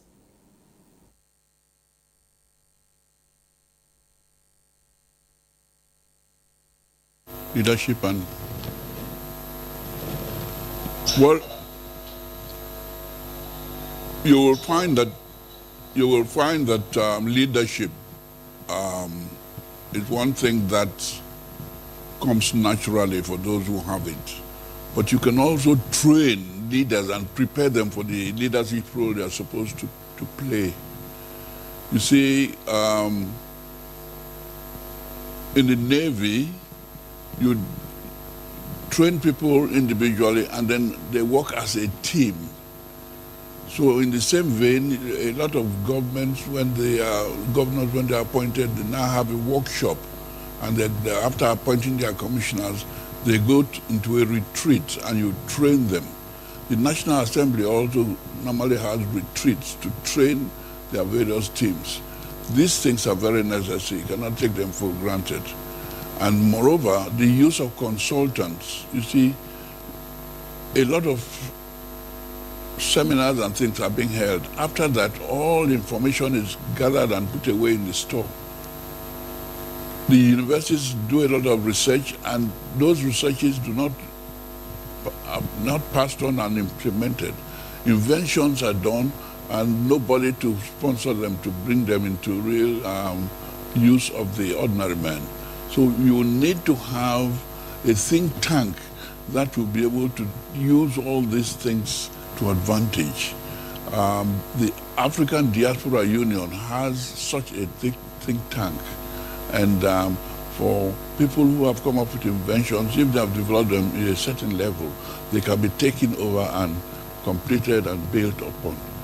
So we really need to, at 65, we really need to now have sophisticated teams that can go into the universities, see what inventions on innovations they have, and see that these things are brought and converted and made useful, not just paperwork. These are little things, the low-hanging.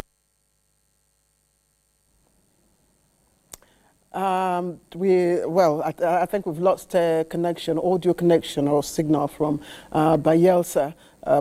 His Royal Highness, J.T. Smith, was speaking to us on his perspective on leadership and public trust, whether it is relevant. If we do establish connection, we'll return to him. But let's come back here, and maybe I should throw the question again before I go to Dimbo and the General. Cynthia, what do you see in terms of leadership and public trust? Well, I think at the moment we are experiencing a major trust deficit. Public trust is really low. And that's because, I always say, like in election, we say perception is everything.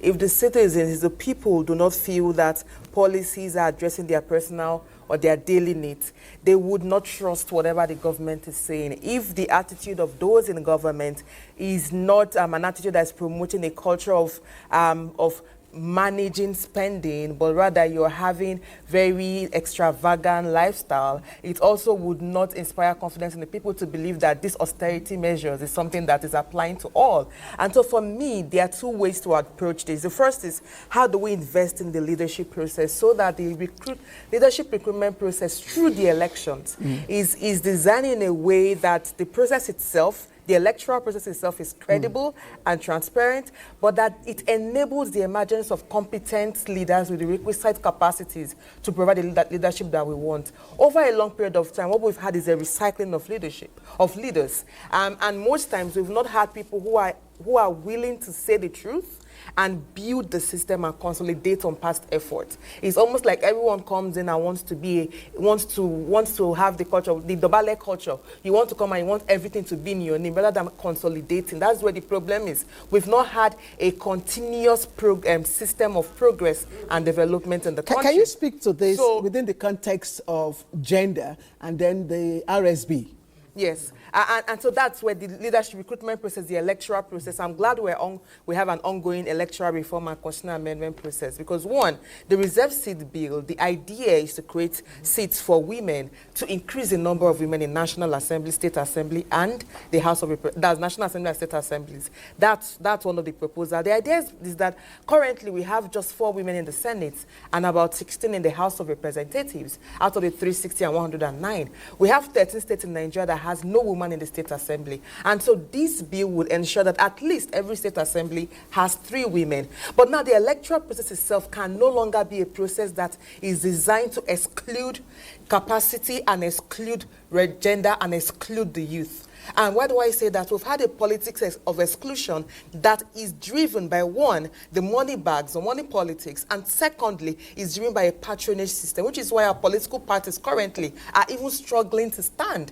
Each party has its own internal processes. So as we head towards the next elections, our political elite must actually ask themselves this question: do they want a Nigeria that works for Nigerians? And how can they achieve that? One, by ensuring that they put their parties in order and that the processes for candidate nomination is designed in a way that it enables transparency and inclusion. And I think the second part to this argument is the National Assembly has an opportunity now to review and reform our Electoral Act. A final one, so that we're not always in a season of review. How can we introduce things like compulsory electronic transmission of results? How can we introduce measures in the Electoral Act that can inspire confidence of the people in our electoral process? Because we can no longer have an election where turnout is barely 27%. And so that is key. There are ongoing reforms, and we need the National Assembly, as they resume October, that is a priority issue alongside the amendment to the Constitution. And I think the last part to this is a new INEC. Why? The current INEC chair's tenure would be coming to an end soon.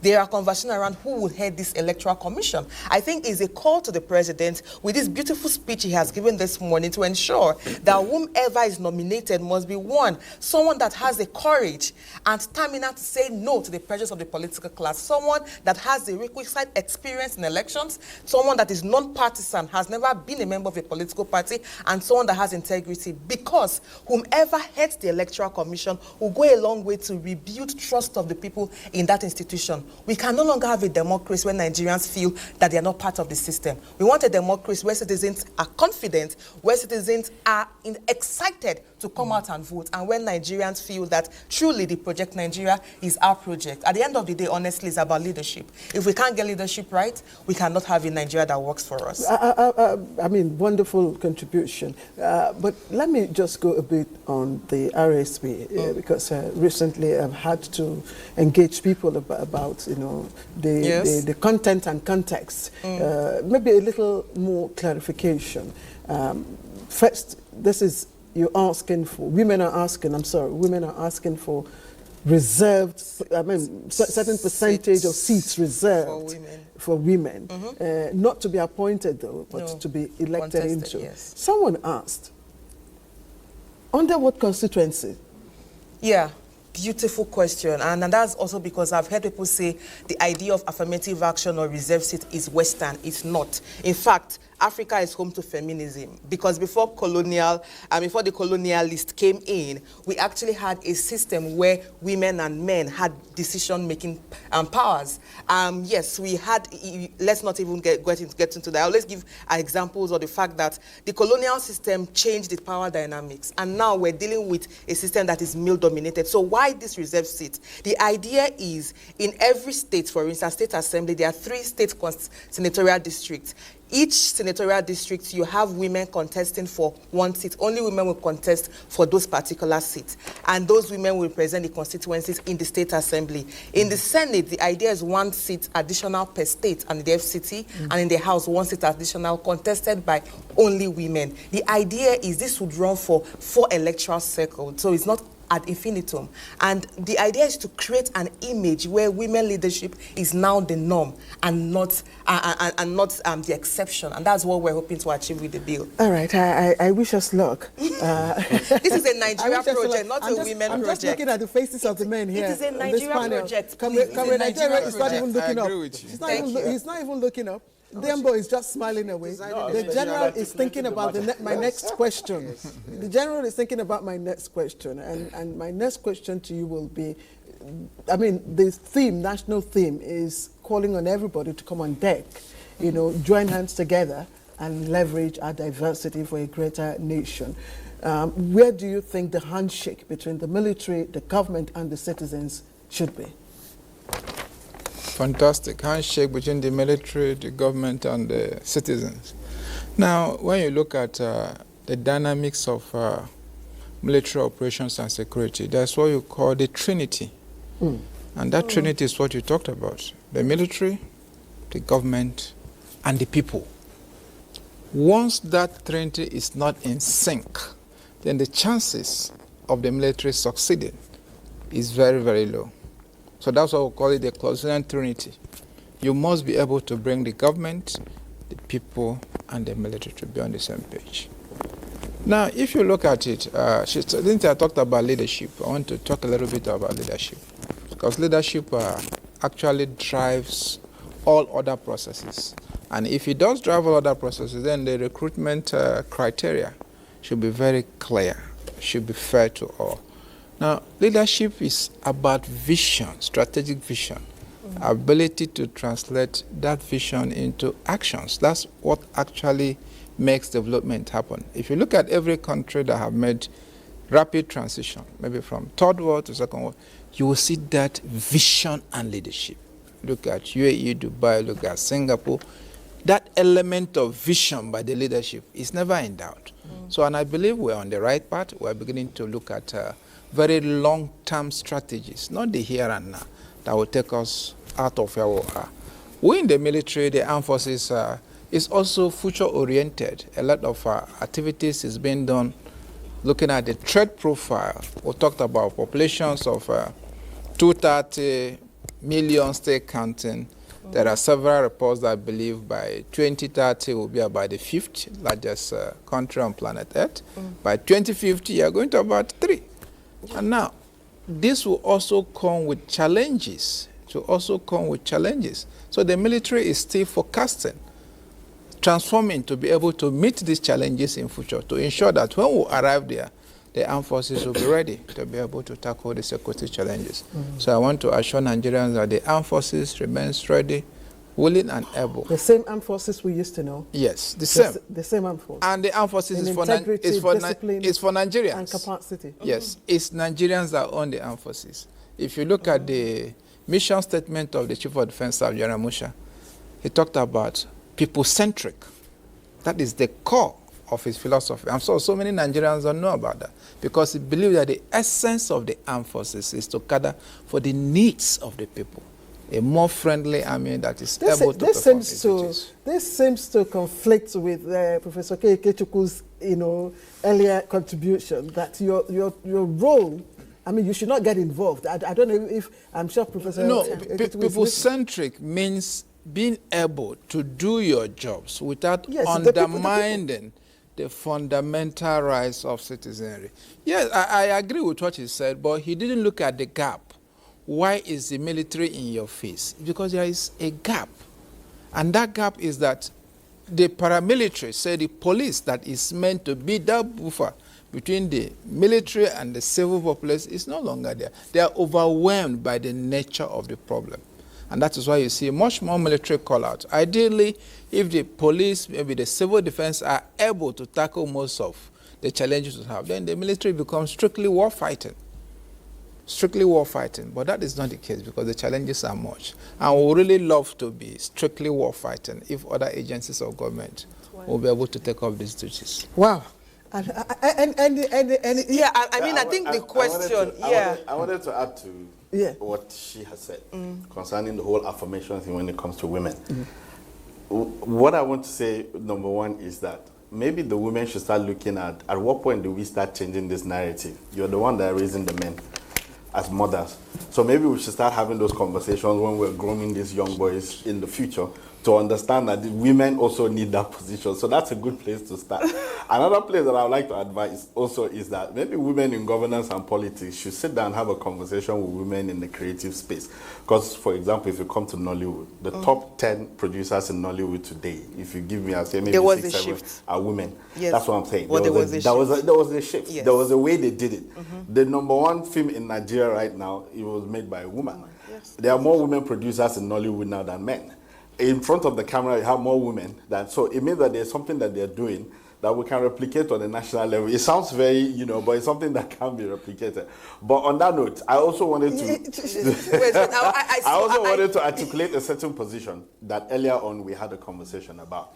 When I was talking about Nollywood and how our national message can be decimated for the entire world. With regards to the role of the military. It wasn't just about saying, let's make films or maybe for entertainment's sake. No, there must be a national message. And I said that from the beginning. What is it that we're trying to say out there? First of all, let's say, for example, we're taking the military. What is our military might like? For the sake of, I promise you, till tomorrow, I know that a lot of us do not probably understand the workings of the American system, but they in a way have shown us through the creative process that America's might is number 1, whether you like it or not. I shall ask you this question. And so I'm saying that if we have to position ourselves, we cannot, leave the creative ecosystem and say, you people stay there, we don't want to do. No, yes, the news item is there, but I promise you that we can go further by helping with the narrative, by helping also our coexistence in terms of how do we tell these stories? Exactly. How are we saying this into the world? Such that it resonates with the local and international. Even for our own sake, waking up every day to realize that I'm not Igbo, Yoruba, or Hausa, I'm Nigerian. What's that language? How are we putting it out there? So it's very important that also, for the sake of, we're beyond the Wazobia. For the sake we are of beyond also, the Wazobia. Yes. She said we are beyond the Wazobia. I mean, even the labor system. A lot of times, the only thing that we know, I promise you, the average Gen Z, the only thing that he knows about labor is that they go to strike. But that's the thing. So imagine a perspective where you get to understand how he has been arrested multiple times and he has been through issues in trying to deal with the national issue. Where is that to show to the people to understand that if I have to go into this thing, it means that there is someone that has to sacrifice. There are young men and women who are dying in the warfield. How are we appreciating these people? We need to show that we show our appreciation to them. That is why if you watch an American production, they will announce that in a flight there are military men serving and they welcome them onto the flight. These are things that we can do in order to show our appreciation for the services that we all Nigerians are putting into making. So there must be a national voice. So the creative system or our creative ecosystem has to be employed into doing these things. I get it. NTA are doing a fantastic job with the news. What's your idea of what has been done? I know we do have a full-fledged ministry of creative industry. I mean, kudos to this administration for, having the creative ministry. And I think that is a step, because now we're having conversation about policies and how we're going to move forward. But then that's a long-term thing. In the short term, what are we doing to make sure that we begin to work with this narrative? How are we saying it? What are we telling the whole world about? Even now, that even if we're struggling to get things together, the whole world must understand that we're united in that front. Okay. And it's very important. Thank you. I want to talk about money and 60 security. seconds. And security. 60 seconds, 60 seconds. And I say this because we still have a major challenge of insecurity. And we cannot talk about promoting our tourism and agriculture and what have you if we don't deal with the persisting challenge of insecurity. I think this is time for us as Nigerians to begin to ask questions. For every national budget that comes, there's an increase in budget to the security. Is this money getting down for the work to be done to the personnel that are in the field? Are they buying the right equipment to actually enable them face these insurgents and these bandits? Are they being catered for properly? Because you also need to ensure the welfare of our service personnel in the field are properly taken care of. Yes. When we lose them, what happens to their families? Exactly. I think the issue of security, most times we limit it to a conversation around, oh, this is where the military will take over. The thing is, first, Military ordinarily shouldn't be part of internal security. So why is our police system not well adequately funded and structured to cater for internal needs of police? Why do we need to rely on the military? And secondly, why are we losing more territory while we're trying to gain some? Why is almost every state in the country dealing with one insecurity challenge or the other? This is the question we need to ask. Yes, you will come in last before I hand over. Two things. Nigeria is an underdeveloping country. You know, if you check the parameter before, you know, and where we were. Take example, Mr. President this morning said the barrels of oil, you know, moved from about less than 1 million to 1.6. But before then, we were doing more than, you know, 2 point something. So you can see the recession in academics. No, even before now, it was worse. So that's what I'm saying. Okay. Yeah, that we are coming back. We have to go back because we moved behind. But between 1960 and now, if you check power generation, you know, and I want to link it to what the general said about, you know, having about 230. You know, it then means if you had an army that was serving 150 before, you need enough. You need equipment. The same thing with power infrastructure. You know, if you have 4,000 megawatts that was serving 150 million Nigerians, that same 4,000 megawatts can no longer serve the, you know, more than. So planning should be at the heat of all that we are doing on daily basis, and we must do it consciously. Is it true? That last question for Comrade. Is it true that the Gen Zs know all comrades just for strike? Yeah, well, it depends on perception, because even the labor education is not out there. By the time we even remove civics in our education, because while some of us were growing up, you know, they will ask you, who is the president of the Nigerian Labour Congress? You know, so your consciousness goes there. But when we remove civic education, remove all those issues, growing up. Or they are not seeing what you're doing. They're not seeing what you're doing. That is when it becomes a problem, when there is strike. But there are a lot of issues, some last even 3 months, 6 months before. Even take the Dangote problem, sorry. Yeah. For instance, there's a strike. Don't forget, that issue is in the court. No. Okay. It's even being resolved. Which court? We can talk about issues in the court. See, that issue, there is problem in the oil and gas. It has manifested. But there are about 9 other unions that are covered there that they have not allowed unionization. Because there's strike here. That is what everybody is talking about. Comrades, I'm sorry, hold your thoughts. Let me quickly go to Port Harcourt and His Royal Highness, Chief Alfred Dietespief, the Amainabo of Tuan Bra is back. Your Highness, I'm sorry for keeping you. I shouldn't do that. I'm on my knees. Okay, let's take your last words of advice for Nigerian youths. How we are being asked to come on deck, join our hands together and move this nation forward. In just 60 seconds, what's your advice? How can we do that?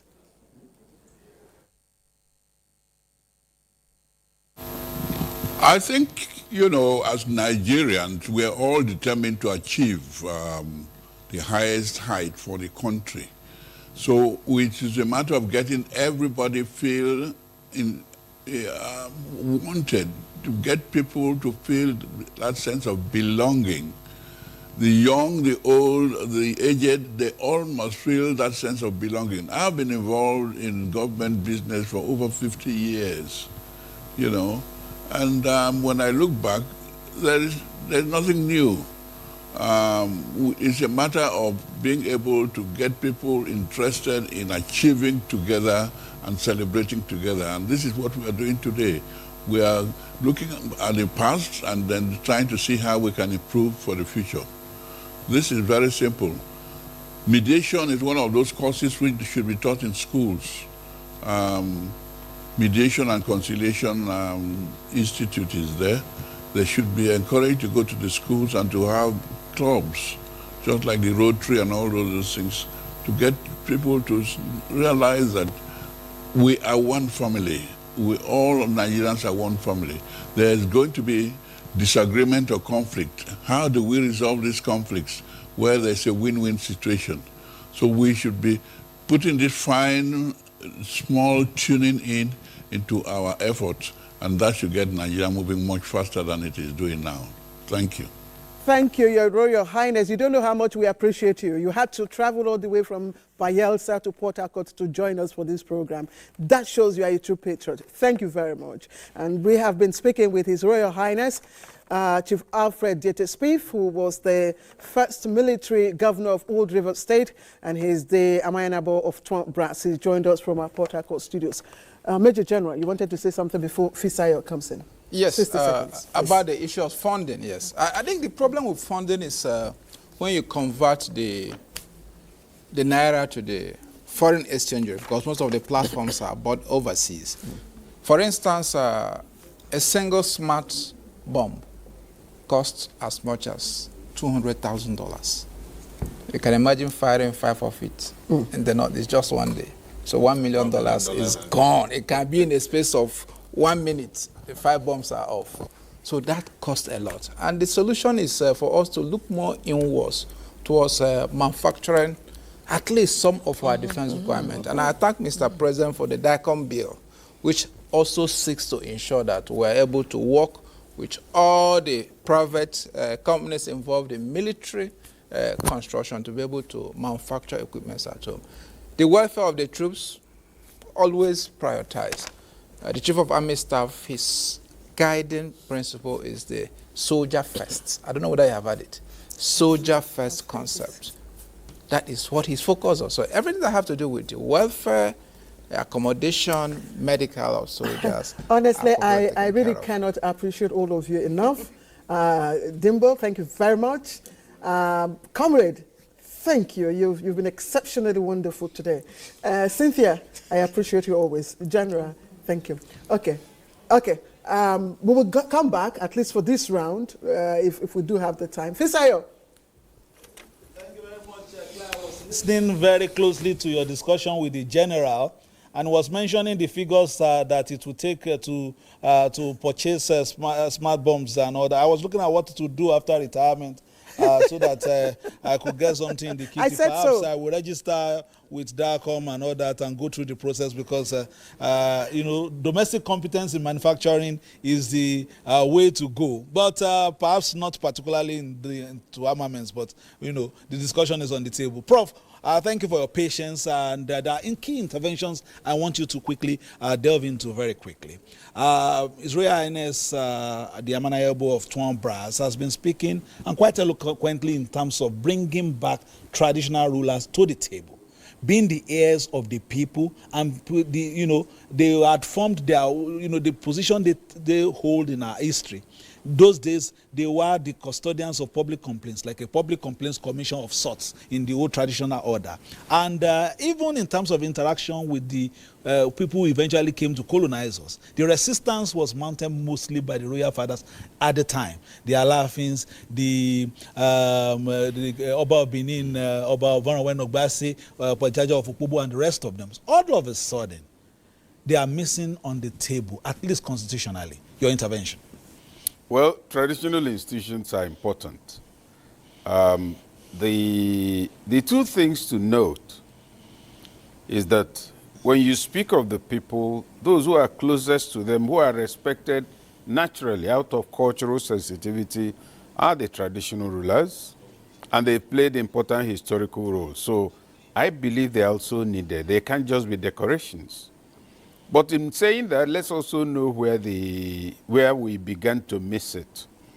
The question we might want to ask ourselves is, if there had been no military intervention, is it likely that we'll have the situation of traditional rulers we have today? My answer is no, because you recall at least the Western House. Yes, of the House of Chiefs. Even the stool on which their stool was specially carved by the renowned woodwork.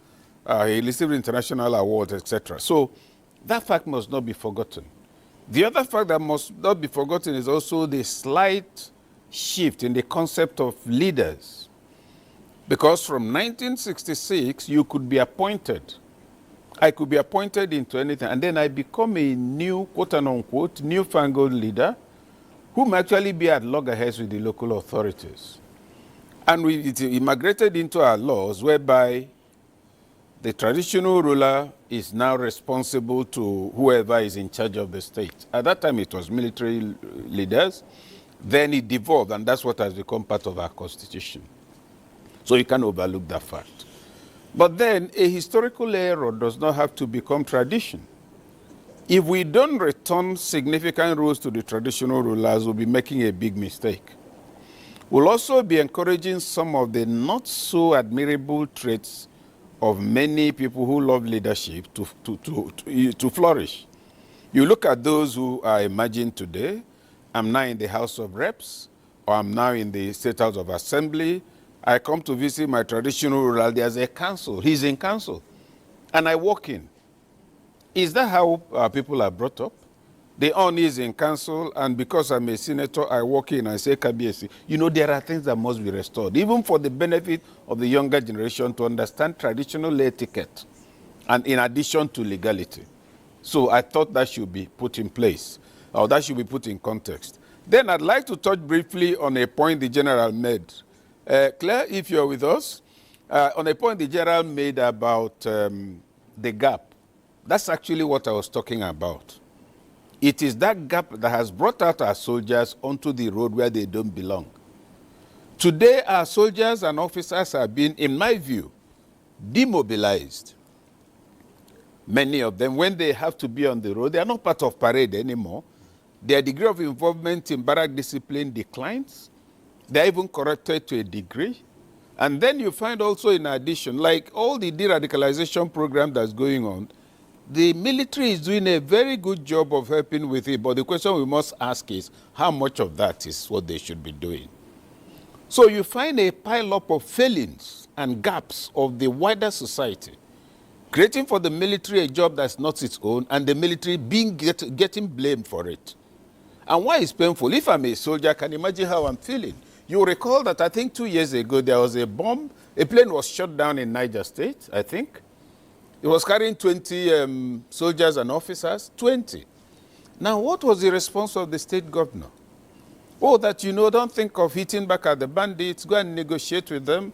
When we speak of army personnel and military and security and civil defense, we carry on as if they're aliens from another planet. These are our brothers and sisters, mothers, uncles, fathers, etc. But our anger with the Nigerian state has been transferred to them because they're in uniform which we picture to be the state. And that's why you find that as we blame them, we must also ask ourselves. Could that be as a result of our heritage? Since at a time we could not differentiate between the uniform and administration based on the military leadership that we had for a time. It's part of that heritage, but here's the snag there. If you're sent as a commander of a battalion to come and maintain peace in my area, if you don't get local intelligence, you won't achieve anything. And yes, there's some measure of demystification of the uniform as part of the problem. I'll concede to that. So I thought we should put all of this in context so that the picture, the full picture of whole of society approach to national security is properly contextualized and insisted upon. No single arm of the society can do it. There must be a joint destiny. When the executive governor of Nasarawa State was here, I asked him about his interaction with the local government. Do you let their funds get to them? A lot of people have said the failings we're having, especially in terms of security, is perhaps the local government authorities that have become almost, insignificant in the entire gamut of security in this nation. First, in terms of reporting, the reporting system, even to know that there's a threat somewhere, isolate it at that time and deal with it. For a long time, we had local government chairmen who were just at the state capital, collect money, finish what they are doing, go back to the state capital, and abandon those locales. So this perhaps a studied effort to try to make sure that the local government at least have some level of vibrancy by getting the funds directly to them. Is it a step in the right direction? Or what else would you expect to be done to make sure that at that tier of government we begin to resist? You see, the getting the funds to the local government chairman is not the same thing as them using it properly. If you're thrown up as a chairman by a corrupt system that allowed you to have a prior arrangement with the governor, the money will still not get to the people. Now, let us suppose I'm a very bad local government chairman. Am I also responsible for a community not telling the nearest DPO that there's a stranger we've been seeing here for 2 weeks. That's intel. That's what the military and the security agencies has need. asked for. But some people have equally said in some scenarios where you go and report, yes, and then later you're the you one become in a danger. target. Yes. And that's why we must take our national conversation to the maximum level of honesty. There is the perception that the bandits and the insurgents are aided locally. Now, apart from the one of opportunistic support, in which case, like you know of a time when bandits, some lecturers were arrested in University of Maiduguri, they were informants. Apart from that, there's also the suspicion that political elite is partly responsible for and sponsoring this whole thing. Now, when I say suspicion, it means I'm not sure. But it's in the news. It's been too strong in the news. There are things you can't explain. Last year, we were in South Africa. We took a team on a study tour, Nigerian Army Resource Center. You know, he runs a program jointly with the NDA. We handle the strategic management component of it. One of the places we visited was a drones manufacturing company. There were 2 of them, among other military facilities that in South Africa. One of those companies showed us a fantastic array of drones, many of them weaponized. And my question was, look, how can we use this? It was during the break. He said, I said, we have a lot of problems in Nigeria. So he mounted the Nigerian map, then put the drones on it and said, oh, your country will need only 6 drones. I said, did you hear yourself? 6 drones. Have you seen the land area? He said, yes, each of them has a 200-mile radius, weaponized, so 6 will do it. I said, how much? He said, $90 million. I said, no. You said $90 million. He said, yes. Not 900? He said, no, not 9 billion. Fact, the company exists as we speak. They even told us how cheaper drones exist in Turkey. Now, that's not the point I'm making. I then said, I'm from Anambra State. So if I want, for instance, to talk with my governor, we're looking at using drone because of some of the, you know what's going on in that part of the country. He put a drone over Anambra State. I said, no, your state is too small. You will need a drone. Your governor will have to talk to 3 all the others so that it will cover the area. Now, what point am I making? I then asked him, how much?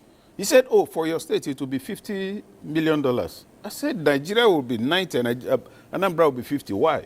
He said, you know, the command and control room is 30 million standard. Every single drone is 20 million.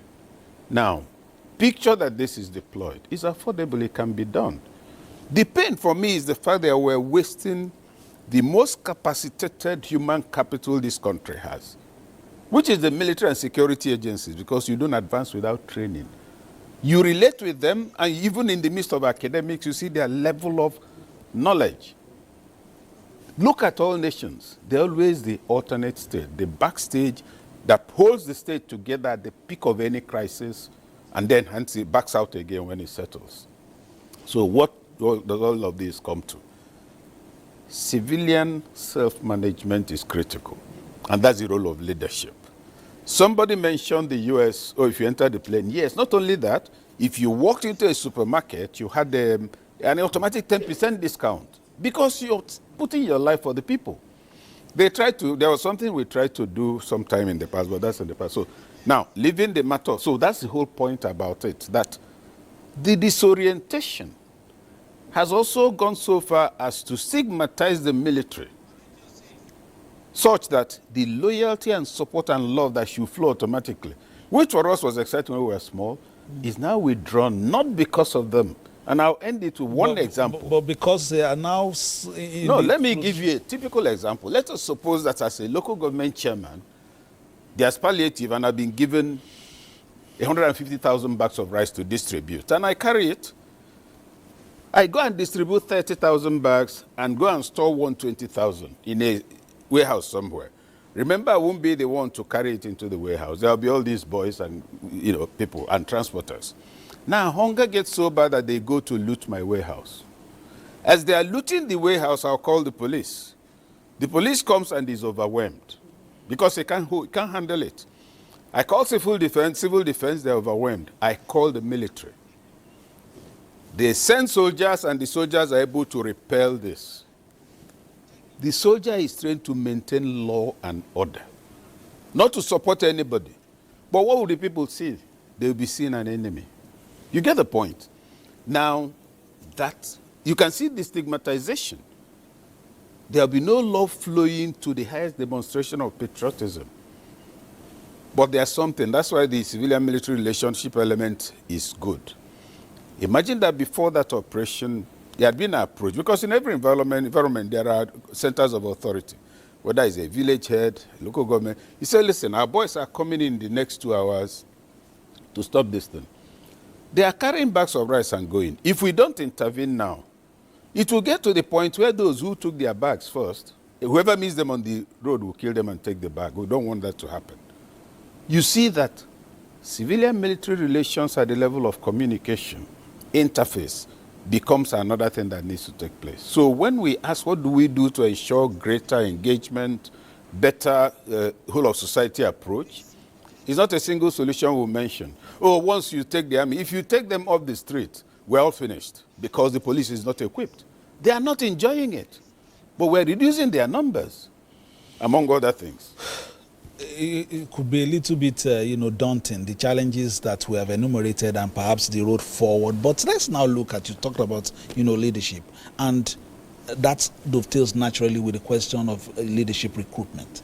We have had 26 years unbroken democracy now, in terms of mentoring, in terms of alliances, in terms of, the ideologies that is shaping and guiding our policies and programs at the moment. Are we maturing as a nation? Or is it still, an issue, a situation where, a tenure goes, a leader and his people or the party is trying to build, another comes in and starts again from the beginning, and then in terms of even recruiting the kind of leaders we want in position, what has broken that in terms of even from the local government level that we are talking about to be able to, when we were still in school we saw student union leaders that you naturally would expect to have, to later in life be seen in the public space, but somehow the process doesn't get to fruition. Well, the matter of leadership recruitment is an issue on its own, and we have to take it in perspective. Leadership recruitment is not new. But if you ask the type of people being recruited in the past and what they were taught about leadership, that's what guided them. Remember that Hassan Katsina was an army general. He was, I think, governor of North Central at the time. Think of when the GRA was created in Kaduna. The GRA was created by that government when he was governor. Think of when the GRA in Umuahia was created, Okpara was premier. Okpara did not get a plot of land in the place. Hassan Katsina did not. When somebody sent in an application in his name, from what I gathered, it was the PAMSEC who stopped it and went to tell him, can you imagine this stupidity for you to get land on me when we are here to serve the people? Now, there's nobody such people will have groomed that will think of taking over the place. So leadership recruitment now is at two levels that are dangerously negative. At the first level, I must recruit people who are loyal to me. At the second level, the whole point of leadership is accumulation of public resources. And also, not just accumulation, but continuous accumulation after I've left. I need to tell you what to do. If I'm bringing you in, once you're sworn in, I'll be the one to tell you who will be finance commissioner, works commissioner. Now, that mode of recruitment cannot attract the best. Also, the intellectual elite are also part of the problem. And we're not saying it as a general rule, but if you observe, they also have been managing elections. Part of the crisis of the intellectual elite is that you have a slightly higher percentage of them who are expert theoreticians. Being theoreticians, they will tell you what can do, what ought to work, but they don't know enough about the terrain to also present what will work. Then you move to another wing of the intellectual elite, the activists, particularly those of them who are gunning for public office. They have the best ideas. They are policy experts. But policy will not give you knowledge of the operating environment. And you find that if I recall, I think 2019, all of them who were on the margin, they held a meeting to see if they could unify, present a common front. I think that meeting was at the Hill. Kingsley was there.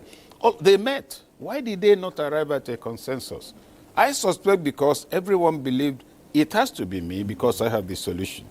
That's the crisis. And they have the challenge of a broad perspective. When you knock out a wonderful policy, for instance, about how to give water to your community, how to go there and give them 3 boreholes and everybody will stop going to the stream, you forget you may be creating a quarrel between yourself and the traditional ruler and the people who are selling water and who are giving returns to the traditional ruler. So knowledge of the environment makes you more realistic in engagement. And that's why when people talk policy, yes, I'm in the policy space, but policy not aided by the understanding of the political economy is political illiteracy. You will go, you will lose, then you complain, oh, we had this idea. It's because Nigeria is corrupt. Of course, every part of the world has its degree of corruption. The effective leader is the person who achieves results in spite of the challenges, by first acknowledging the challenges and designing how to deal with them. Okay, but talking about this elite, both political and intellectual, we must speak to the truth, and perhaps that will not help us in forming, the pivot for a way forward. Okay. How do we begin to perhaps re-engineer our thinking, especially in terms of the political space? Because right now, what I see is, just coming, using the parties just as a vehicle to take power. Eventually, when there's disaffection, you join somewhere else and you get yourself together. In fact, you don't see any kind of ideological marriage or understanding. In spite of some of the people even sitting on the top chair in the last cycle of elections, they were at loggerheads. Now they are friends simply because of power. How do we begin to re-engineer these processes? Perhaps, at least optimistically, to see that maybe we could get a very good bunch of leaders, thinking about the Nigerian project and not the me you have been speaking about. No, I'm not actually. I'm very optimistic. You see, sometimes events come to the aid of a naughty boy. You've been telling him, don't do this, don't do this. He continues until he falls down from the ladder. We have a political elite, the majority of whom are working very hard to self-destruct. The template they are putting on the table cannot travel the distance they have in mind. And even, and I will deviate a little to talk about the opposition. Is there really an opposition? Press release, is it political opposition? Strategy, what strategy are they putting in place? So if you ask me, yes, they are likely to people are going to get disillusioned. But it doesn't mean that all of them cannot do something still. I made a simple point. You're a political party. Agree on what it is you're doing. No political party has regular contact with the people. Say to yourself, yes, even if we're not, let us maintain regular, periodic rallies, not just for elections, but for solidarity. You find that if you start doing it, more people will go. First, they're going to go there. They'll probably have a free meal. There's poverty. They might even get something for transport, maybe 500. If you begin to do that, it presents you the prospect of giving them reason to vote when the election comes. But for as long as here we're in Abuja doing big men, when it's election, you say, oh, Fisher is the person in charge of Akure, let's do the budget. He will go there and secure the space. It's not going to sink. That's what's going on. But the danger we must be afraid and ensure it doesn't come is where it will get so bad that except you're in politics, you're hungry, in which case there might be an uprising, unplanned, frustration. Some are looking forward to it, I'm not. Because they'll say, it was the Arab Spring. Ask yourself, the countries of the Arab Spring, where are they today? So it's not enough to organize a riot. Professor Okechukwu, thank you so very much for your insights. It's a continuing discussion. I will keep on bringing you back, hopefully before our 66th anniversary, and hoping that we will see, some of the templates you've put forward, and we begin to see the green leaves coming back after the brown of, lack, and now we're seeing a lot of promise. Thank you so very much, Prof, for coming, and also our other guests who have left, especially the Executive Governor of Nasarawa State. Let me hand over to Claire and the panel as we wrap up the program. Thank you, Fisayo. So I'll just take 60 seconds from your closing thoughts, Dimbo. 65 years, Nigeria, I would say that we've done, well in 65 years, but we also have a long way to go. There are so many things that we need to put in perspective as a people and as a nation. For me, I feel like our diversity, it's so very in our face that it's almost the only thing that we we emphasize on every day. I am from here, I'm from there, and so, you know, you have to respect me, we have to. I feel like there should be a national message where we all think as one. And going forward, I would advocate for the creative space or the creative economy or the creative ecosystem to be used in making sure that this national message is brought together. I think the NOA is listening to you, and NOA is not doing badly in that area as well. Comrade, your closing thoughts. Well, I think, yes, it's 5 years, it's a long period that we should have fixed a lot. Our economy, we need to work on our economy. I think I was alive when the Naira was stronger than the dollar. And as we talk now, most all African countries, their currencies seem to be stronger than ours. If we fix that aspect, I think we should be seen to be moving forward. So we need to fix our economy, and all other things will follow. Thank you. Cynthia? Yeah, I think it's a call to every Nigerian. 65 years, it's time for us to reimagine our national identity and reignite our love for Nigeria. Most times, like when you leave the country is when you start loving the country, but inside, do we love Nigeria? And I think that's what we need now. And rebuild that sense of civic consciousness, especially in engaging our government at all levels, from the federal to the local government. I think to every young Nigerian listening, you are the present and the future. And there's no Nigeria without the youth. And so we have that responsibility to build a country that works for us by making the right demands on our government and on the system. Because at the end of it all, Nigeria is the home that we have. Thank you. Major General. Thank you very much. I think the theme for this year's celebration is all hands on deck for a greater nation.